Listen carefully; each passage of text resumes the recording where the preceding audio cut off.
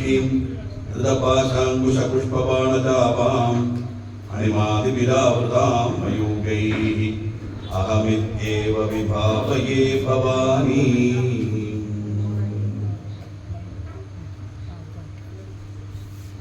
ബ്രഹ്മണ്ഡപുരാണത്തിൽ നിന്നും ഉദ്ധരിച്ചിട്ടുള്ളതും ഹയഗ്രീവാദത്തെ സംവാദമായി പറഞ്ഞിട്ടുള്ളതുമായ ലളിതാ സഹസ്രനാമത്തിന്റെ വ്യാഖ്യാനം നോക്കി വരുന്ന രീതിയിൽ 140 പദം വരെ നമ്മൾ നോക്കി. നിഷ്കലായേ നമഃ. ബ്രഹ്മത്തിന് അംശങ്ങളില്ല, അതുകൊണ്ട് അഖണ്ഡവും പരിപൂർണവുമാണ് എന്ന് വരെ പറഞ്ഞത്. ശാന്തായേ നമഃ. ശാന്തിമതിയായ ദേവിക്ക് നമസ്കാരം. ഇതിനെ തന്നെ നിഷ്കലാശാന്ത എന്ന് പറഞ്ഞാൽ അശാന്ത എന്നും പദമെടുക്കാം. അശാന്ത എന്ന് പറഞ്ഞാൽ ദിഗന്ധങ്ങളിൽ പരന്ന സർവവ്യാപിനിയായ എന്നർത്ഥം. സർവവ്യാപിനി എന്ന് പറഞ്ഞാൽ എങ്ങും നിറഞ്ഞിരിക്കുന്നത്. ഞാൻ 3 എക്സാമ്പിൾ പറഞ്ഞല്ലോ അല്ലേ? കുടത്തിലെ സ്വർണം, കുടത്തിലെ മണ്ണ്, മുണ്ടിലെ നൂല്. ഈശ്വരൻ സർവവ്യാപി എന്ന് പറഞ്ഞാൽ ഈ 3 ഓർമ്മ വന്നാൽ മതി. അപ്പൊ നമുക്കത് എക്സ്പ്ലെയിൻ ചെയ്യാൻ സാധിക്കും. ആരെങ്കിലും എങ്ങ് നിറഞ്ഞാണ് ഈശ്വരൻ എങ്ങനെ പറയും? നമ്മൾ കണ്ണുകൊണ്ട് കാണുന്നില്ലല്ലോ എന്ന് ചോദിച്ചാൽ ഇത് തന്നെയാണ് എന്റെ എക്സാമ്പിൾ. നിഷ്കാമായി മഹാ. കാമങ്ങളില്ലാത്തവൾ, ആഗ്രഹങ്ങളില്ലാത്തവൾ. കാരണം എന്താ? ഇച്ഛ കൊണ്ട് തന്നെ എല്ലാം സാധിക്കുന്നവൾ ദേവി. ദേവിക്ക് എന്ന് പറഞ്ഞ ഒരു ആഗ്രഹം ഇല്ല. അതുകൊണ്ടാണ് ആരെങ്കിലും വന്ന് ഇന്നത് ചെയ്യണം എന്നൊരു ജോത്സ്യത്തിൽ അല്ലെങ്കിൽ ആരെങ്കിലും പറഞ്ഞാൽ അത് വിശ്വസിക്കരുത് എന്ന് പറഞ്ഞു. ദേവി അങ്ങനെ ഒന്നും ചോദിക്കും. ആരാണോ ഒരാൾ വേണമെന്ന് ചോദിക്കുന്നത്? ഇല്ലാത്തവനെ ഉള്ളവരോട് ചോദിക്കൂ. അപ്പൊ നമ്മോട് വന്ന് ഇത് വേണമെന്ന് ദേവി ചോദിച്ചു എന്ന് പറഞ്ഞാൽ നമ്മുടെ ദേവിയെക്കാളും വലുതായി ഒരിക്കലും നമ്മൾ നമ്മുടെ സന്തോഷത്തിന് വേണ്ടി എല്ലാം സമർപ്പിക്കുന്നു. പാവാട സമർപ്പിക്കുന്നു, സാരി സമർപ്പിക്കുന്നു, അർച്ചനയ്ക്ക് പുഷ്പം, കുങ്കുമം എല്ലാം സമർപ്പിക്കുന്നു. അതെല്ലാം സ്വീകരിച്ചു. ഹേയോപാതയെ വർദ്ധിതായ എന്ന പദം വരുന്നുണ്ട്. അതിനർത്ഥം അത് തന്നെയാണ് വരുന്നത്, പിന്നാടി വരുന്നുണ്ട്.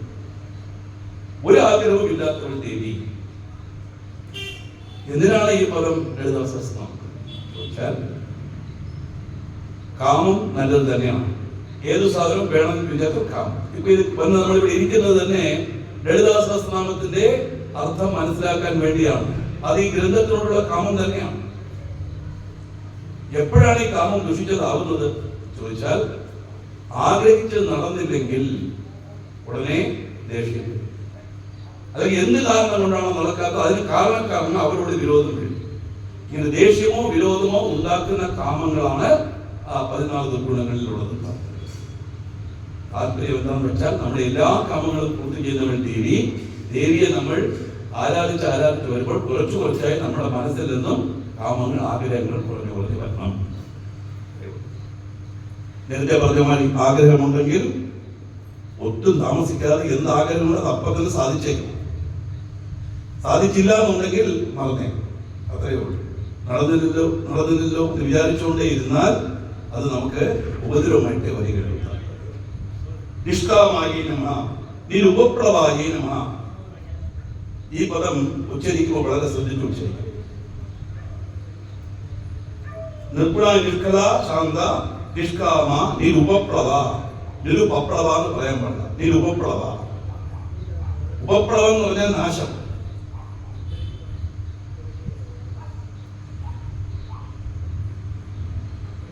നിരുപപ്ലവം. അപ്പോ നാശമില്ലാത്തത്. നാശമില്ലാത്ത എന്തുകൊണ്ട് നാശമില്ല? സത്യമായതുകൊണ്ട് നാശമില്ല. നാശമില്ലാത്തതും സത്യമായ വസ്തു ഒന്നേ ഉള്ളൂ, അത് ഈശ്വരൻ. ബാക്കി എല്ലാം നശ്വരം, നശിക്കുന്നതാണ്. എല്ലാം ഈ ഭൂമി ലോകത്തുള്ള എല്ലാം നമ്മളെ കണ്ണുകൊണ്ട് കാണുന്നത് ശരി, കാതുകൊണ്ട് കേൾക്കും, എല്ലാമേ ഒരു ദിവസം ഇല്ലാതാക്കും. കാരണം അത് മായയ്ക്ക് ഉള്ളിലുള്ളതാണ്. അതുകൊണ്ട് അതെല്ലാം നശ്വരങ്ങളാണ്. അനശ്വരമായിട്ടുള്ളത് ദേവി മാത്രമേ ഉള്ളൂ. നിരുപപ്ലവായ നമഃ, നിത്യമുക്തായ നമഃ. നിത്യമുക്തിയാണ് ദേവിക്ക് നമസ്കാരം. മുക്തി ദേവിയുടെ സ്വരൂപം. ദേവി ഭക്തന്മാർക്കും അതേപോലെ മുക്തരാകാം. മുക്തരാകുക എന്ന് പറഞ്ഞാൽ സംസാരത്തിൽ നിന്നും കരകയറി രക്ഷപ്പെടുക. നിർവികാരായ നമഃ. വികാരം എന്ന് പറഞ്ഞാൽ മാറ്റം. ചില വാക്കുകൾ നമ്മൾ അതേ വാക്കിന്റെ അർത്ഥമായിട്ട് നമുക്ക് എടുക്കാൻ പറ്റില്ല. വികാരം എന്ന് പറഞ്ഞാൽ ഇമോഷൻ നമ്മൾ വിചാരിക്കും. ഇവിടെ വികാരം എന്ന് പറഞ്ഞാൽ മാറ്റം. എന്താണ് മാറ്റം? നമുക്ക് മാറ്റമില്ലേ? ബാല്യം, കൗമാനം, കൗമാരം, യൗവനം, വാർദ്ധക്യം.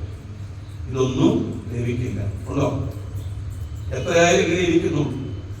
എപ്പോ നോക്കിയാലും ക്രിസ്തുരാണിയിലെ ചൂര നല്ല പൊങ്ങിയാന്ന് തലമുടി, കറുത്ത തലമുടി ഇങ്ങനെ തന്നെ പറഞ്ഞുകൊണ്ടിരിക്കുന്നു. കാരണം എന്താ? ആ ജരാനരകളൊന്നും ഈശ്വരന് ഇല്ലാന്ന് കാരണം സത്യമായ വസ്തു. എന്തുകൊണ്ട് നമുക്കത് വരുന്നു? ബാല്യം, കൗമാരം, യൗവനം വരുന്നു എന്ന് പറഞ്ഞാൽ ഇതെല്ലാം നശിക്കുന്ന സാധനം. ഇന്നലെ പറഞ്ഞ പോലെ തന്നെ എന്തായാലും ഒരു ദിവസം ഉപേക്ഷിച്ച് പോകേണ്ടത് തന്നെ. പാമ്പ് എങ്ങനെ അതിന്റെ ചട്ട ഒഴിഞ്ഞില്ലേ, അതേപോലെ ആത്മാവ് ഇതിനെ കളഞ്ഞിട്ട് പോകും. അതുകൊണ്ട് ഈ ജരാതര ഭാവങ്ങൾ, ബാല്യം, കൗമാരം, യൗവനം ഇതെല്ലാം മായക്കുള്ളിലുള്ള വസ്തുക്കൾക്ക് എന്നല്ലാതെ മായക്ക് അതീതമായ വസ്തുക്കൾ ഇതൊന്നും ഇല്ലാത്തത് കൊണ്ട് നിത്യമുക്ത നിർവികാരായി നമഃ, നിഷ്പ്രപഞ്ചായി നമഃ, സർവത്ര പരിപൂർണമായി വർത്തിക്കുന്ന ദേവിക്ക് നമസ്കാരം. പ്രപഞ്ചം എന്ന് പറഞ്ഞാൽ നേച്ചർ നമ്മൾ വിചാരിക്കും. ഇവിടെ പ്രപഞ്ചം എന്ന് പറഞ്ഞാൽ വിസ്താരം എന്നർത്ഥം. എങ്ങും നിറഞ്ഞിരിക്കുന്ന ദേവി. അതുകൊണ്ട് ഈ വിസ്താരം ഒരു ബാധകമല്ല. ഇത്രയാണ്, ഇത്ര ചതുരശ്രയുടെ നീളം, അല്ലെങ്കിൽ ഇത്ര സ്ക്വയർ ഫീറ്റ് എന്ന് പറയാൻ സാധിക്കില്ല ദേവിക്ക്. അത് തന്നെയാണ് വേദത്തിൽ പറയുമ്പോൾ സർവവും വിശ്വതോ വൃത്വ അത്യധിഷ്ഠ ദശാങ്കുലം പറയുന്നു. പ്രപഞ്ചം മുഴുവൻ നിറഞ്ഞിരിക്കുന്നതാണ് ഈശ്വരൻ എന്ന് പറഞ്ഞപ്പോ ഋഷികൾക്ക് തോന്നി, അങ്ങനെയാണെങ്കിൽ പ്രപഞ്ചം നിറഞ്ഞത് അത് ലിമിറ്റഡിലായില്ലേ, നമ്മുടെ ഭാവനയ്ക്കുള്ളിലാവുമല്ലോ. അതുപോലെ അത്യധിഷ്ഠ ദശാങ്കുലം, പിന്നെയും 10 അങ്കുലം വ്യാപിച്ചിരിക്കുന്നു. ഈ 10 അങ്കുലത്തെ നമ്മൾ പ്രപഞ്ചമായിട്ട് ചേർത്താൽ അപ്പോഴും പറഞ്ഞു സർവവും വിശ്വതോ വൃത്വ അത്യധിഷ്ഠ ദശാങ്കുലം. എത്ര ഇതിനെ വ്യാപിച്ചാലും വലുതാക്കിയാലും പിന്നെയും 10 അങ്കുലം നീട്ടിയിരിക്കുന്നു പറഞ്ഞാൽ പരിധിയിൽ ഒതുങ്ങുന്നതല്ല ഈശ്വര സ്വരൂപം. അതാണ് നിഷ്പ്രപഞ്ചായ നമഃ, നിരാശ്രയായ നമഃ. ശരീരത്തെ ആശ്രയിക്കാത്ത ദേവിക്ക് നമസ്കാരം. ഒന്നിനെയും ആശ്രയിക്കാത്ത ഈശ്വരൻ. കാരണം ഈശ്വരൻ എന്തിനെങ്കിലും ഒന്ന് ആശ്രയിച്ചാൽ ഈശ്വരനെക്കാളും വലുതൊന്നുമായില്ല. ഇവിടെ നമുക്ക് ഒന്നേ ഉള്ളൂ. അതാണ് ഏത് പദമെടുത്താലും, ഏത് ഗ്രന്ഥമെടുത്താലും, ഏത് സഹസ്രനാമമായാലും ശരി, എന്ത് സ്തോത്രമായാലും ശരി, എല്ലാത്തിനും അവസാനം നമ്മൾ കൊണ്ടുവന്ന് നിൽക്കുന്നത് ബ്രഹ്മം സത്യം, ബ്രഹ്മ ഏവ സത്യം. ബ്രഹ്മം സത്യമാണ്, ബ്രഹ്മ ഏവ സത്യം. അത് മാത്രമാണ് സത്യം. കാരണം അത് മാത്രമേ പറയുന്നുള്ളൂ. വിദ്യയെക്കുറിച്ച് ബാക്കി എല്ലാം വിദ്യ. വിദ്യയെക്കുറിച്ച് പറയണമെങ്കിൽ ലോകത്തിലെ എല്ലാ വസ്തുക്കളുടെയും പറയണം. എത്ര നാൾ പറഞ്ഞു തീർക്കും? സത്യമായ വസ്തു ഒന്നേ ഉള്ളൂ, അത് ബ്രഹ്മം. അതുകൊണ്ട് ഒന്നിനെയും ആശ്രയിക്കാത്തത് ദേവി. പക്ഷേ സമസ്ത പ്രപഞ്ചങ്ങളും ആരാശ്രയിക്കുന്നു? ദേവി ആശ്രയിക്കും. ഈശ്വരനെ ആശ്രയിച്ചാണ് എല്ലാം നിൽക്കുന്നത്, എല്ലാം നിൽക്കുന്നത്. നിത്യശുദ്ധായ നമഃ, എന്നും പരിശുദ്ധയായിരിക്കുന്ന ദേവി. സർവ്വദേവകളും ആത്മാവായിരിക്കുന്നത് ദേവി തന്നെയാണ്. എല്ലാ ജീവജാലങ്ങൾക്കുള്ളിലും ആ ചൈതന്യമായിരിക്കുന്നത് ഈശ്വരൻ. ലളിതാ സഹസ്രനാമമായതുകൊണ്ട് ദേവി. ഭഗവത്ഗീത എടുത്ത ഈശ്വര സർവഭൂതാന ഹൃദയേ അർജുന തിഷ്ഠതി, കൃഷ്ണൻ. നിത്യബുദ്ധായ നമഃ, സദാ ജ്ഞാനസ്വരൂപിയാം ചിത് സ്വരൂപിണി, ശുദ്ധബോധ സ്വരൂപിണി. നിരവധിയായ നമഃ, യാതൊരു ദോഷങ്ങളും ഇല്ലാത്ത ദേവിക്ക് നമസ്കാരം. ദോഷങ്ങളൊന്നും ദേവിക്കില്ല. കാരണം എന്താ? ദോഷമുണ്ടെങ്കിൽ അതൊരു കുറവല്ലേ. നേരത്തെ പറഞ്ഞു കുറവില്ലാത്തതാണ് ഈശ്വര സ്വരൂപം. അതുകൊണ്ട് ദോഷങ്ങളില്ലാത്തത്. നിരന്തരായ ഇടതടവില്ലാതെ ഇന്നും നിലനിൽക്കുന്ന ദേവിക്ക് നമസ്കാരം. നേരത്തെ പറഞ്ഞ പോലെ തന്നെ പ്രപഞ്ചം മുഴുവൻ ഒരു സ്ഥലത്ത് ഇന്ന്, ഒരു സ്ഥലത്തില്ല എന്ന് പറയാൻ സാധിക്കില്ല. എന്നും അമ്പലം തുറക്കുന്നുണ്ടല്ലോ അല്ലേ? ആഗസ്റ്റ് 15 അമ്പലം ഇല്ല എന്ന് പറയുന്നു. സൺഡേ വീക്ക്ലി ഓഫ് ഒന്നും ചോദിക്കില്ല. പൂജാരികൾക്ക് വീക്ക്ലി ഓഫ് ഒന്നും ഇല്ല. എന്നും അത് തുറക്കണം, എന്നും ദേവിയുണ്ട്. കാരണം എന്താ? അതിന് അവധിയുള്ളതൊന്നും ഇല്ല. അതിനെല്ലാം ഈ ദേശത്തിനും കാലത്തിനും അതീതമായതാണ് ഈശ്വര സ്വരൂപം. അതുകൊണ്ട് നിരന്തര ഇടതടവില്ലാതെ നിറഞ്ഞിരിക്കുന്ന ദേവി. നിഷ്കാരണമായ തനിക്ക് കാരണമായി മറ്റൊന്നില്ല. എല്ലാത്തിനും കാരണം ആ ബ്രഹ്മം തന്നെയാണ്. ബ്രഹ്മത്തിന് കാരണമായ ഒന്നില്ല എന്ന് പറഞ്ഞാൽ അതിനേക്കാളും വലുതൊന്നില്ല എന്നർത്ഥം. ഇത് ഒരു വിഷയമല്ല. എങ്കിലും പല പ്രാവശ്യം പറയുന്നു എന്ന് പറഞ്ഞാൽ നമ്മൾ ചുമരിൽ ആണി അടിക്കുന്ന പോലെ തന്നെ. ചുറ്റിലോട്ട് ഒരു തട്ട് തട്ടിയിട്ട് മിണ്ടാതിരുന്നാൽ പോലെ. അങ്ങനെ ചെയ്യുന്നുണ്ടോ? ഇല്ലല്ലോ. അടിക്കുന്നില്ലേ? എന്നിട്ട് ആട്ടി നോക്കും. അത് ഇളകാതിരിക്കുന്നവരെ അടിക്കും. അതേപോലെ മനസ്സിന് ഉറക്കണം. അതിനാണ് വീണ്ടും വീണ്ടും വീണ്ടും വീണ്ടും ആവർത്തിക്കുന്നത്. നിഷ്കാരണായ നമഃ, നിഷ്കളങ്കായ നമഃ, കളങ്കമില്ലാത്തവൾ ദേവി. ആത്മാവ് ശുദ്ധവും പാപരഹിതമാണ് ദേവി. ആത്മസ്വരൂപിണിയാണ്, കളങ്കമില്ല. എന്താണ് അതില്ല, ഇതില്ല, അതുണ്ട്, ഇതുണ്ട് എന്ന് പറഞ്ഞു വരുന്നത് ചോദിച്ചാൽ, ദേവിയെ ആരാധിക്കുന്ന നമ്മൾ, ദേവി ഭക്തരാകുന്ന നമ്മൾ എന്തെല്ലാം ദേവിക്കുണ്ടെന്ന് പറയുന്നോ അതൊക്കെ മാത്രമേ നമുക്ക് ഉണ്ടാകാൻ പാടുള്ളൂ. എന്തെല്ലാം ഇല്ല എന്ന് പറയുന്നു അതൊന്നും നമുക്ക് ഉണ്ടാക്കാൻ പാടില്ല. എങ്കിൽ മാത്രമേ ജീവപരമായിരിക്കും നമ്മൾ ദേവിയായിട്ട് മാറുകയുള്ളൂ, ദേവിയുടെ പാദത്തിൽ നമുക്ക് ചേരാൻ സാധിക്കുകയുള്ളൂ. അപ്പോൾ ഇടതില്ലാതെ നിലനിൽക്കുന്നു, കാരണമില്ലാത്തവൾ, കളങ്കമില്ലാത്തവൾ, നിരുപാധികീനമാണ്. ഉപാധികളില്ലാത്ത ദേവിക്ക് നമസ്കാരം. ഉപാധി എന്ന് പറഞ്ഞാൽ പരിമിതി, ലിമിറ്റേഷൻ. പരിധിക്ക് അപ്പുറത്താണ് ഈശ്വര സ്വരൂപം. പരിധി വിട്ട് കഴിഞ്ഞാൽ അത് നമ്മുടെ ഭാവനയ്ക്കുള്ളിലായി പോകും. അത് പരിധി ഇല്ലാത്തവൾ എന്ന് പറഞ്ഞാൽ എങ്ങും ഇവിടെ ഉണ്ട്, എത്ര അനുഗ്രഹം ചെയ്യും, എത്ര പേർക്ക് അനുഗ്രഹം ചെയ്യും ഒന്നും നമുക്ക് പറയാൻ സാധിക്കില്ല. എല്ലാവർക്കും എല്ലായ്പ്പോഴും എപ്പോഴും അനുഗ്രഹം ചെയ്യുന്നതാണ് ഈശ്വര സ്വരൂപം. ഒന്നിനും ഒരു പരിധിയില്ല.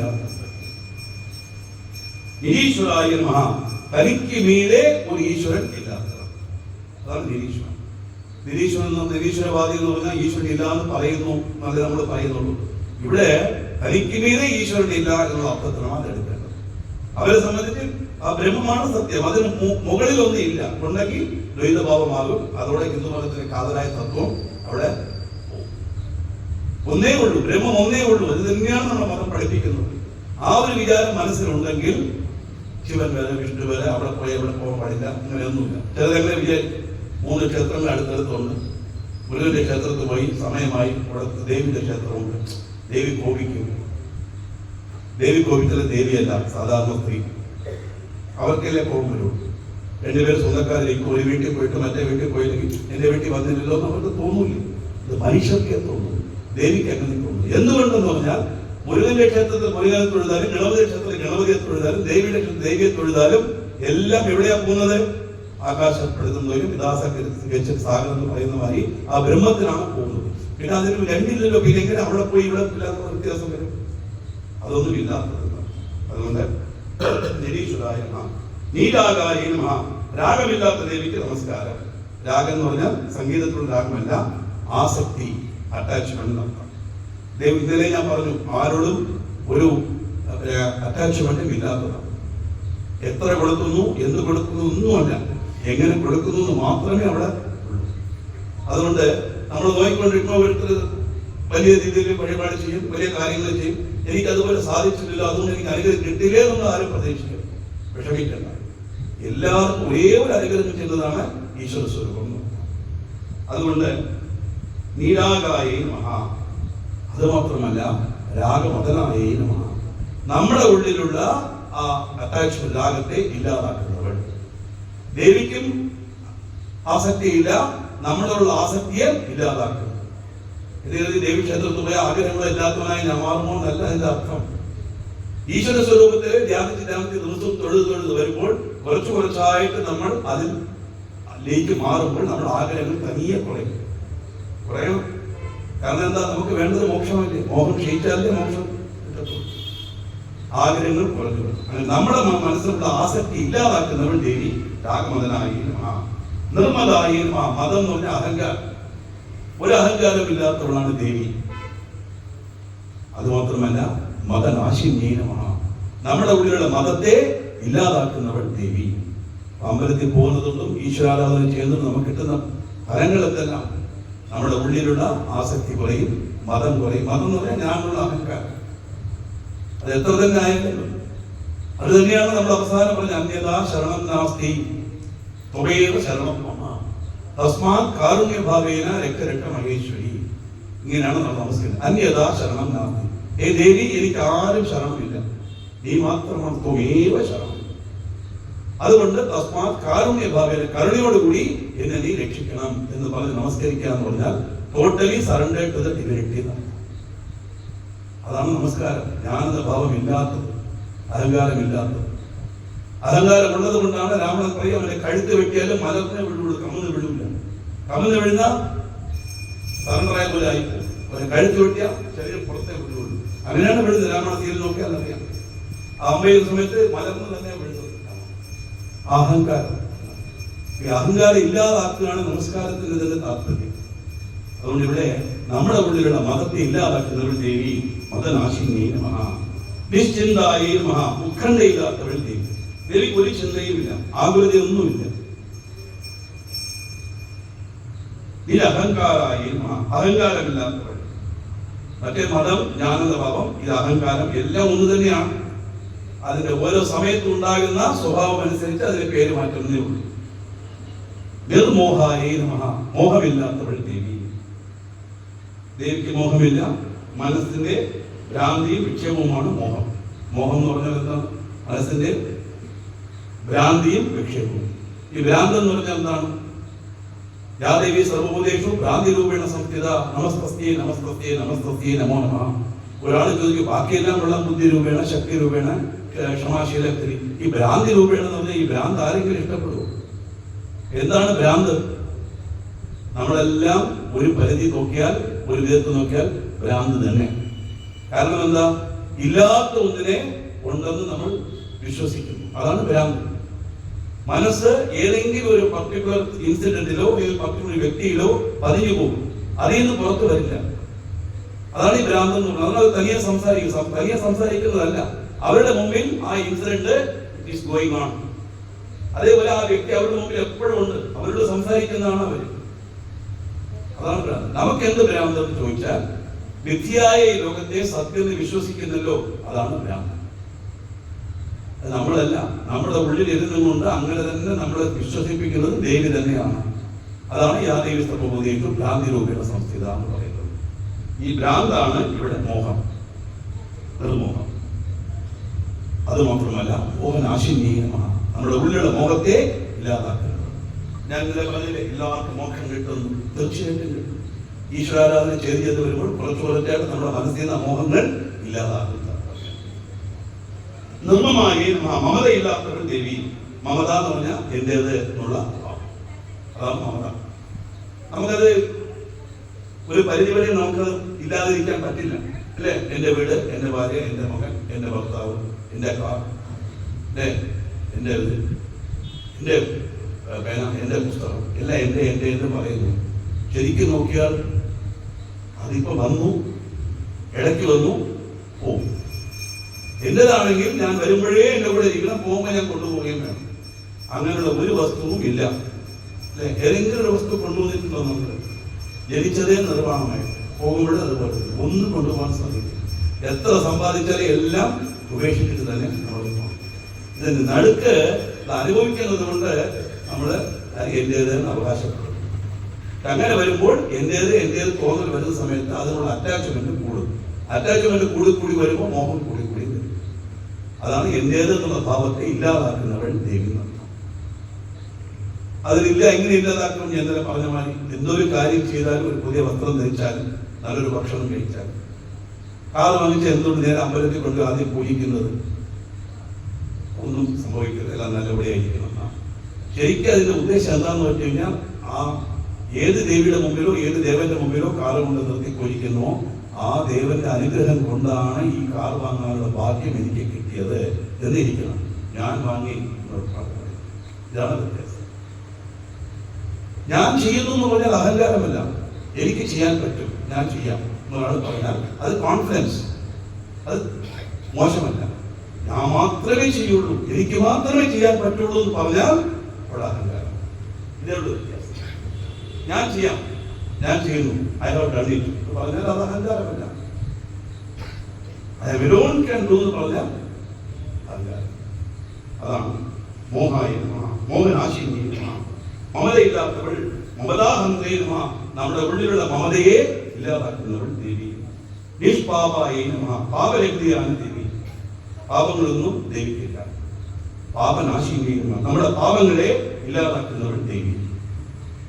പാപങ്ങളെ ഇല്ലാതാക്കുന്നു എന്ന് പറഞ്ഞാൽ പിന്നെ പേടിക്കേണ്ട കാര്യമില്ല, എന്ത് വേണമെങ്കിലും ചെയ്യാലോ. ദേവി പാപങ്ങളൊക്കെ ഇല്ലാതായിക്കോളും എന്നല്ല എന്റെ അർത്ഥം.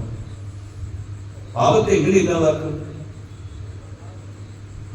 ഒരു അത്യാവശ്യം കൊണ്ട് കടം വാങ്ങി ഒരു വീട് വെക്കാൻ കൊണ്ടെടുത്തു, അല്ലെങ്കിൽ കാർ വാങ്ങാൻ കൊണ്ടെടുത്തു. കടം തന്നെയാണല്ലോ, തിരിച്ചടയ്ക്കണേ, തിരിച്ചടച്ചേ പറ്റൂ. അല്ലാതെ അതുകൂടെ ചിലപ്പോ ബാങ്കിലൊക്കെ റൈറ്റ് ഓഫ് സെറ്റ് ഒക്കെ എഴുതി തള്ളുന്നുണ്ട്. പക്ഷേ ഈ ബാങ്കില് ഒരു എഴുതി തള്ളലൊന്നുമില്ല. എന്ത് ചെയ്താലും അതിന്റെ ഫലം നമ്മൾ അനുഭവിച്ചു തന്നെ വേണം. അപ്പോൾ അവരുടെ മനസ്സിൽ തോന്നും എന്തായാലും കഷ്ടപ്പെടുന്നുണ്ട്, ഈ എന്തിനു വെറുതെ നല്ല കാര്യം ചെയ്യണം. അതല്ല അതിന്റെ കാര്യം. നല്ല കാര്യം ചെയ്യുന്നതോറും ആ നല്ല കാര്യത്തിന്റെ ഫലം നമ്മൾ അനുഭവിക്കാൻ പ്രാപ്തരാകുമ്പോൾ ഈ പാപത്തിന്റെ ഫലം കുറുകെ വന്ന് നിൽക്കും. അതിനെ കളഞ്ഞിട്ടേ പോകാൻ സാധിക്കും. ആ പാപത്തിന്റെ ഫലമാണ് കഷ്ടങ്ങൾ, ദുഃഖങ്ങൾ എല്ലാം വരുന്നത്. ഈ സത്കർമ്മങ്ങൾ ചെയ്യുന്നത് കൊണ്ട് ആ പാപത്തിന്റെ ഫലത്തെ അനുഭവിക്കാനുള്ള ശക്തി നമുക്ക് കിട്ടും. You will be able to overcome the difficulties. അത് ഈശ്വരാധനോട് മാത്രമേ പറ്റുള്ളൂ. എപ്പോഴെങ്ങനെയാണ് ഒരു പ്രയാസം വന്നു, ഉടനെ എന്ത് ചെയ്യാൻ? അമ്പലത്തിൽ പോകും. സുഖമില്ല, ആ ഹോസ്പിറ്റലിൽ അഡ്മിറ്റ് ചെയ്തു, എല്ലാം കൊടുത്തിട്ട് ഉടനെ ഇപ്പൊ വരാൻ കേട്ടോ എന്ന് പറഞ്ഞ് ഏതെങ്കിലും അടുത്തുള്ള അമ്പലത്തിൽ പോയിട്ട് ഒരു അർച്ചന ചെയ്യും. കാരണം എന്താ? അവിടെ പ്രാർത്ഥിച്ച നടക്കും ഉള്ളൊരു തോന്നും. മനസ്സിന് സമാധാനമാണ്, പേടിക്കേണ്ട ആവശ്യമില്ല. ധാരാളം പേർക്കത് ഗുണവും കിട്ടുന്നു.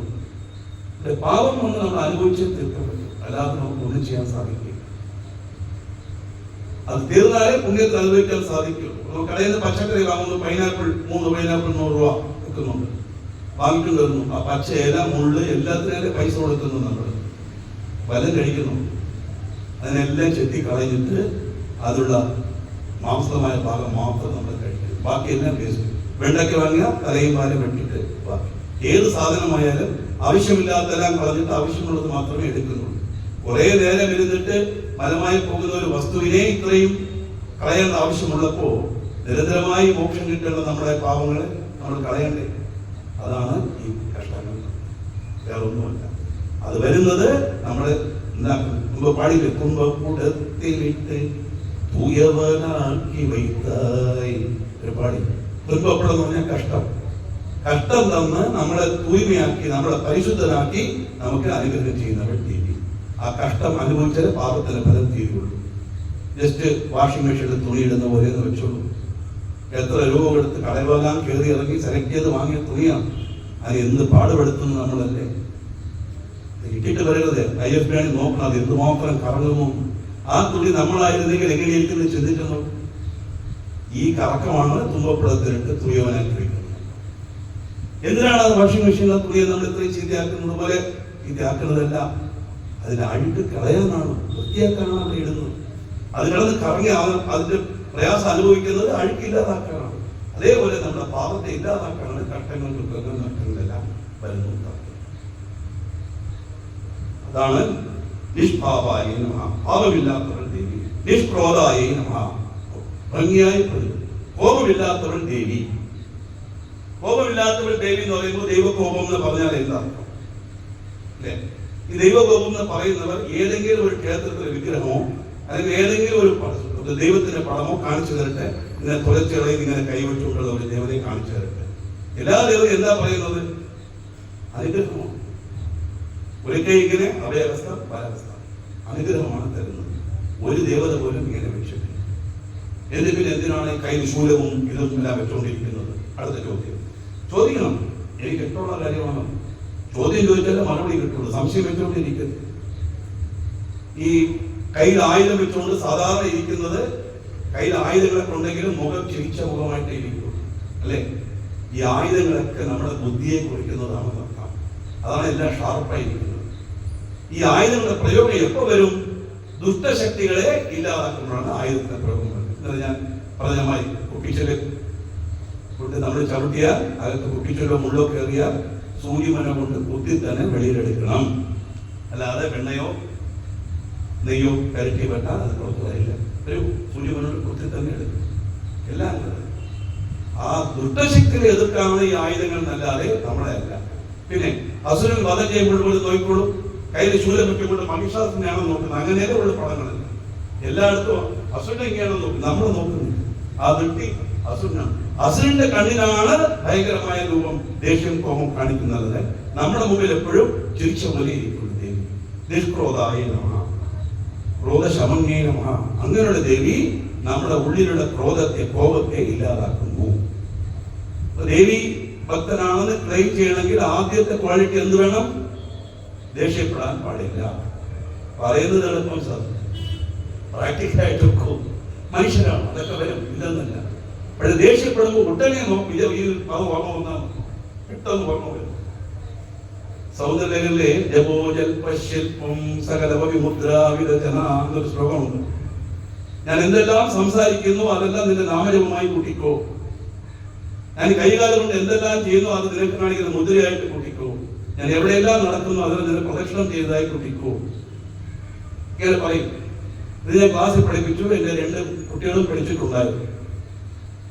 ഇതൊക്കെ ആയാലും വീട്ടിൽ വരുമ്പോൾ ഞാൻ സാധാരണ മനുഷ്യനല്ലേ, ദേഷ്യം വരുമ്പോൾ എന്തെങ്കിലും അവരെ വഴക്ക് പോലെ ചെയ്താ ഇളയ മോള് ശില്പം ഇന്ന് എനിക്ക് പറഞ്ഞപ്പോ ഓർമ്മ വരുന്നു. എതിർക്കൊന്നുമില്ല, അതൊക്കെ പറയും. ശില്പം ഇൻഡയറക്റ്റായിട്ട് പറയാം. നീ എന്നെ ഇന്നലെ പറഞ്ഞത് ഈ വാഗുണ്ട് എന്ത് പറഞ്ഞാലും ദേവിയ സ്തോത്രമാണെന്ന് ഇപ്പൊ നീ എന്നെങ്കിലും വഴക്ക് പറയുന്നല്ലോ, അപ്പൊ ദേവിയെ വഴക്ക് പറയുന്ന പോലെ അല്ലേ നാളെ അതിന്റെ അർത്ഥം. എന്താണ് പദത്തിന് അർത്ഥം എന്ന് പറഞ്ഞാൽ, ദേവിയെ സ്തുതിക്കുമ്പോൾ എത്ര കണ്ട് നമ്മുടെ ശ്രദ്ധയോടുകൂടി നല്ല വാക്കുകൾ ഉപയോഗിക്കുമോ അതേപോലുള്ള വാക്ക് മാത്രമേ സംസാരിക്കാൻ പാടുള്ളൂ എന്നർത്ഥം. ഇതിന്റെ തിരിച്ചെടുക്കണം. അതേപോലെ ഈ കൈകൾ കൊണ്ട് എന്തെല്ലാം ചെയ്യുന്ന മുദ്രയായിരിക്കട്ടെ എന്ന് പറഞ്ഞാൽ, പൂജ ചെയ്യുന്ന സമയത്ത് എങ്ങനെ നമ്മൾ ശ്രദ്ധയോടെ ഇരിക്കുമോ അതേപോലുള്ള നല്ല കാര്യങ്ങളെ കൈകൊണ്ട് കാലുകൊണ്ട് ചെയ്യാവൂ. അഗമ്യഗമനം പാടില്ല, പോകാൻ പാടില്ലാത്ത സ്ഥലത്ത് പോകരുത്, ചെയ്യാൻ പാടില്ലാത്ത കാര്യം ചെയ്യരുത്. അതിനാണ് യാതൊരു സർവ്വഭൂതേഷു ലജ്ജാരൂപേണ സംസ്ഥിത നമസ്തസ്തി നമസ്തസ്തി നമസ്തസ്തി നമ. ലജ്ജ എന്ന് പറഞ്ഞാൽ നാമം എന്നർത്ഥം. പക്ഷെ ഇവിടെ നാമം എന്നല്ല. ഈ ആത്മീയത്തിൽ പല വാക്കുകൾക്കും അർത്ഥങ്ങൾ വേറെയാണ്. ലജ്ജ എന്ന് പറഞ്ഞാൽ എന്താർത്ഥം? അനകൃത്യം ചെയ്യുമ്പോൾ അരുതേ എന്ന് പറയുന്ന മനസ്സ് ലജ്ജ. നമ്മുടെ അനുഭവത്തിൽ തന്നെ അറിയാം. പ്രത്യേകിച്ചും ഈ കുറച്ച് ഈശ്വര വിചാരമൊക്കെ നമുക്കുള്ള സമയത്ത് നമ്മൾ എന്തെങ്കിലും ഒരു കാര്യം ചെയ്യാൻ പോകുമ്പോൾ ഉടനെ മനസ്സ് പറയും, വേണ്ട, അത് ആവശ്യമില്ലാത്ത കാര്യം, എന്തിന് നമ്മുടെ കാര്യം അതിൽ ഇടപെടണം തോന്നി നമ്മളെ പ്രിവെന്റ് ചെയ്യുന്നില്ല. സം പവർ ഈസ് പുള്ളിങ്, അത് ചെയ്യാൻ വിടാതെ തടുക്കുന്നു. അതാണ് അനകൃത്യം ചെയ്യുമ്പോൾ അരുതേ എന്ന് പറയുന്ന മനസ്സാണ് ലജ്ജ. അതുപോലെ എല്ലാവരുടെ ശരീരത്തിലും ഈശ്വരാനുഗ്രഹം കൊണ്ട് ആ സ്വഭാവം ഉണ്ട്. ആ സ്വഭാവ രൂപയായിരിക്കുന്നവൻ ദേവി എന്നാണ് ദേവി സമൂഹത്തിലേക്കു ലജ്ജാരൂപേണ സംസ്ഥിത എന്ന് പറയാൻ കാര്യം. അതുകൊണ്ട് നമ്മുടെ ഉള്ളിലെ ക്രോധത്തെ ഇല്ലാതാക്കുന്നവൾ ദേവി. ക്രോധശമനീയനമ നിർലോഭായനമ, ലോഭമില്ലാത്തവൾ. ലോഭം എന്ന് പറഞ്ഞാൽ ധനത്തിലുള്ള ആസക്തി അർത്ഥമുണ്ട്. ലോഭം എന്ന് പറഞ്ഞാൽ പിശിക്കുന്ന അർത്ഥമുണ്ട്. അന്യന്റെ മുതൽ ആഗ്രഹിക്കുക എന്ന അർത്ഥമുണ്ട്. അതാണ് ലോഭം. ലോഭമില്ലാത്തവൾ ദേവി. നമ്മുടെ ഉള്ളിലെ ലോകത്തെ ഇല്ലാതാക്കുന്നവൾ ദേവി. ലോകശമനീയനമ നിസംശയായനമ, സംശയരഹിതയാണ് ദേവിക്ക്. ഒരു സംശയമില്ല. ജ്ഞാനസ്വരൂപിണിക്ക് സംശയം എങ്ങനെ വരും? സംശയമൊക്കെ സാധാരണ മനുഷ്യർക്കാണ്. ഈ സംശയം വല്ലാത്തൊരു മാനരോഗമാണ്. അത് വന്നുപോയാൽ ജീവിതം തൊലഞ്ഞു. ഒരു വിധത്തിലും ഇത് മാറ്റാൻ പറ്റില്ല. അങ്ങനെ നമ്മുടെ ഉള്ളിലുള്ള സംശയങ്ങളെ ഇല്ലാതാക്കുന്നവൾ ദേവി. സംശയം സംശയത്തിനീയമാണ്. സംശയാത്മാവ് നശിക്കും എന്ന് ഭഗവത്ഗീതയിൽ പറയുന്നു. അതുകൊണ്ട് നമ്മുടെ ഉള്ളിലുള്ള സംശയങ്ങളെ ഇല്ലാതാക്കുന്നവൾ ദേവി. സംശയം എന്ന് പറഞ്ഞാൽ ഇപ്പൊ നമ്മൾ ചോദിക്കുമ്പോൾ പഠിക്കുമ്പോൾ ഒരു ഡൗട്ട് വരുന്നു, അതല്ല സംശയം കൊണ്ട് ഉദ്ദേശിക്കുന്നത്, അല്ലേ? അവിശ്വസിക്കുക. ചില കാര്യങ്ങൾ ചിലരെ നമ്മൾ വിശ്വസിച്ചേ പറ്റും. ഇവിടെ അവിശ്വസിച്ചിട്ട് കാര്യമില്ല, അവിശ്വസിക്കാൻ പാടില്ല. ആ അവിശ്വാസമാണ് സംശയം എന്ന് പറയുന്നത്. അങ്ങനെയുള്ള ആവശ്യമില്ലാത്ത ആ അവിശ്വാസം, സംശയം നമ്മുടെ ഉള്ളിലുണ്ടെങ്കിൽ അതിലില്ലാതാക്കുന്നവൾ ദേവി. നിർഭവായ നമഃ. ഭവം എന്ന് പറഞ്ഞാൽ സംസാരം. സംസാരം എന്ന് പറഞ്ഞാൽ ജനിച്ച് ജീവിച്ച് മരിച്ച് വീണ്ടും ജനിച്ച് ജീവിച്ച് മരിച്ച് ഇങ്ങനെ പുനരവിജനനം, പുനരവിമരണം, പുനരവിജനനി, ജഡരി, ശയനം എന്ന് പറഞ്ഞ് ആ സംസാര സർക്കിളിൽ നമ്മൾ വീണ്ടും വീണ്ടും ജനിക്കുന്നതിന് ഇതാണ് സംസാരം. ആ സംസാരം ഇല്ലാത്തവൾ ദേവി എന്ന് പറഞ്ഞാൽ ദേവിക്ക് ജനനവുമില്ല മരണവുമില്ല. പിന്നെ എങ്ങനെ സംസാരത്തിൽ വരും? നമ്മളാണ് സംസാരത്തിൽ. സംസാരി എന്ന് പറയുന്നത് വലിയ കുടുംബി എന്നർത്ഥം. ഈ സംസാരമില്ലാത്തവൾ ദേവി. നമുക്കോ ഭവനാശിന്യമാണ്. ആ സംസാരത്തിൽ നിന്ന് നമ്മളെ രക്ഷിക്കുന്നവൾ ദേവി എന്ന് പറഞ്ഞാൽ വീണ്ടും ഒരു ജന്മം ഉണ്ടാകാതെ നമ്മളെ അനുഗ്രഹിക്കുന്നവൾ. വീണ്ടൊരു ജന്മം ഉണ്ടാകാൻ പാടില്ല എന്ന് പറഞ്ഞാൽ ഈ ജന്മത്തോടുകൂടി ഈ മരണത്തോടുകൂടി മോക്ഷം സിദ്ധിക്കുന്ന. അത് അനുഗ്രഹിക്കാൻ തയ്യാറായിട്ട് ദേവി ഇരിക്കുകയാണ്. പക്ഷെ നമ്മൾ അതിന് എലിജിബിൾ ആവണം, അല്ലേ? എലിജിബിൾ ആവണമെന്ന് ധാരാളം അമ്പലത്തിൽ പോയതുകൊണ്ടോ ഭാഗവത സപ്താഹം നടത്തിയതുകൊണ്ടോ വായിച്ചതുകൊണ്ടോ കേട്ടതുകൊണ്ടോ മാത്രം എലിജിബിലിറ്റി വരില്ല. നമ്മൾ എങ്ങനെ എലിജിബിലിറ്റി വരണം? മോഹം ഇല്ലാതാകണം. മോഹക്ഷയം മോക്ഷം. ഇത് എപ്പോഴും മനസ്സിലായിക്കോളും. അവിടെ പോയാൽ പ്രയോജനമില്ല എന്നല്ല ഞാൻ പറയുന്നത്. അവിടെ പോയത് കൊണ്ട് മാത്രം മോക്ഷം കിട്ടുമെന്ന് വിചാരിക്കേണ്ട. മോഹം ക്ഷയിച്ചാലേ മോക്ഷം കിട്ടുകയുള്ളൂ. എന്നോട് ചോദിക്കും, സാറേ എനിക്ക് മോക്ഷം കിട്ടുമോ? എനിക്ക് കിട്ടുമെന്ന് എനിക്ക് അറിയുന്നല്ലോ. എന്റെ മനസ്സിൽ ഒരുപാട് മോഹമുണ്ട്. അത് നയിച്ചാലല്ലേ എനിക്ക് മോക്ഷം കിട്ടുള്ളൂ. അവരവൻ തീരുമാനിക്കണം താല്പര്യം. അതുകൊണ്ട് ഭവനാശിന്യനിമ, സംസാരത്തെ ഇല്ലാതാക്കുന്നത്, നിർവികൽപ്പായനിമ, വികല്പങ്ങളില്ലാത്തവർ. വിദ്യാസങ്കല്പങ്ങളാണ് വികല്പങ്ങൾ. നമ്മളെല്ലാം വിദ്യാസങ്കല്പത്തിലാണ് ഇരിക്കുന്നത്. ഇല്ലാത്തതിനെ ഉള്ളതുപോലെ നമ്മൾ വിചാരിക്കുന്നു. കാരണം ഇതൊന്നും ഇല്ലാത്തതാണ്. പക്ഷെ നമ്മൾക്ക് ഉള്ളതുപോലെ ഈ തോന്നൽ എങ്ങനെ വന്നു? അത് ദൈവം തന്നെയാണ് തരുന്നത്. ഇല്ലാത്തതാണ് ചിന്ത അത്ര പേർക്ക് വന്നു കഴിഞ്ഞാൽ എല്ലാവരും പെരുമമാണ് സത്യം എന്ന് പറഞ്ഞാൽ ലോകം നിലനിൽക്കില്ല, വംശാഭിവൃദ്ധി ഉണ്ടാവില്ല, അറ്റാച്ച്മെന്റ് ഉണ്ടായി എന്റേത് ഞാൻ നിങ്ങളുടെ ഭാവം ഉണ്ടെങ്കിലും ഉണ്ടാവുകയുള്ളൂ ഇല്ലെന്നല്ല പറയുന്നത്. പക്ഷെ അതെല്ലാം ഒരു പരിധി വരെ മാത്രമേ നമുക്ക് പാടുള്ളൂ. ഒരു പരിധി കഴിഞ്ഞാൽ അറ്റാച്ച്മെന്റ് കുറയണം. എങ്കിൽ മാത്രമേ നമ്മൾ ഉദ്ദേശിച്ച സ്ഥലത്ത് നമുക്ക് എത്താൻ സാധിക്കുകയുള്ളൂ.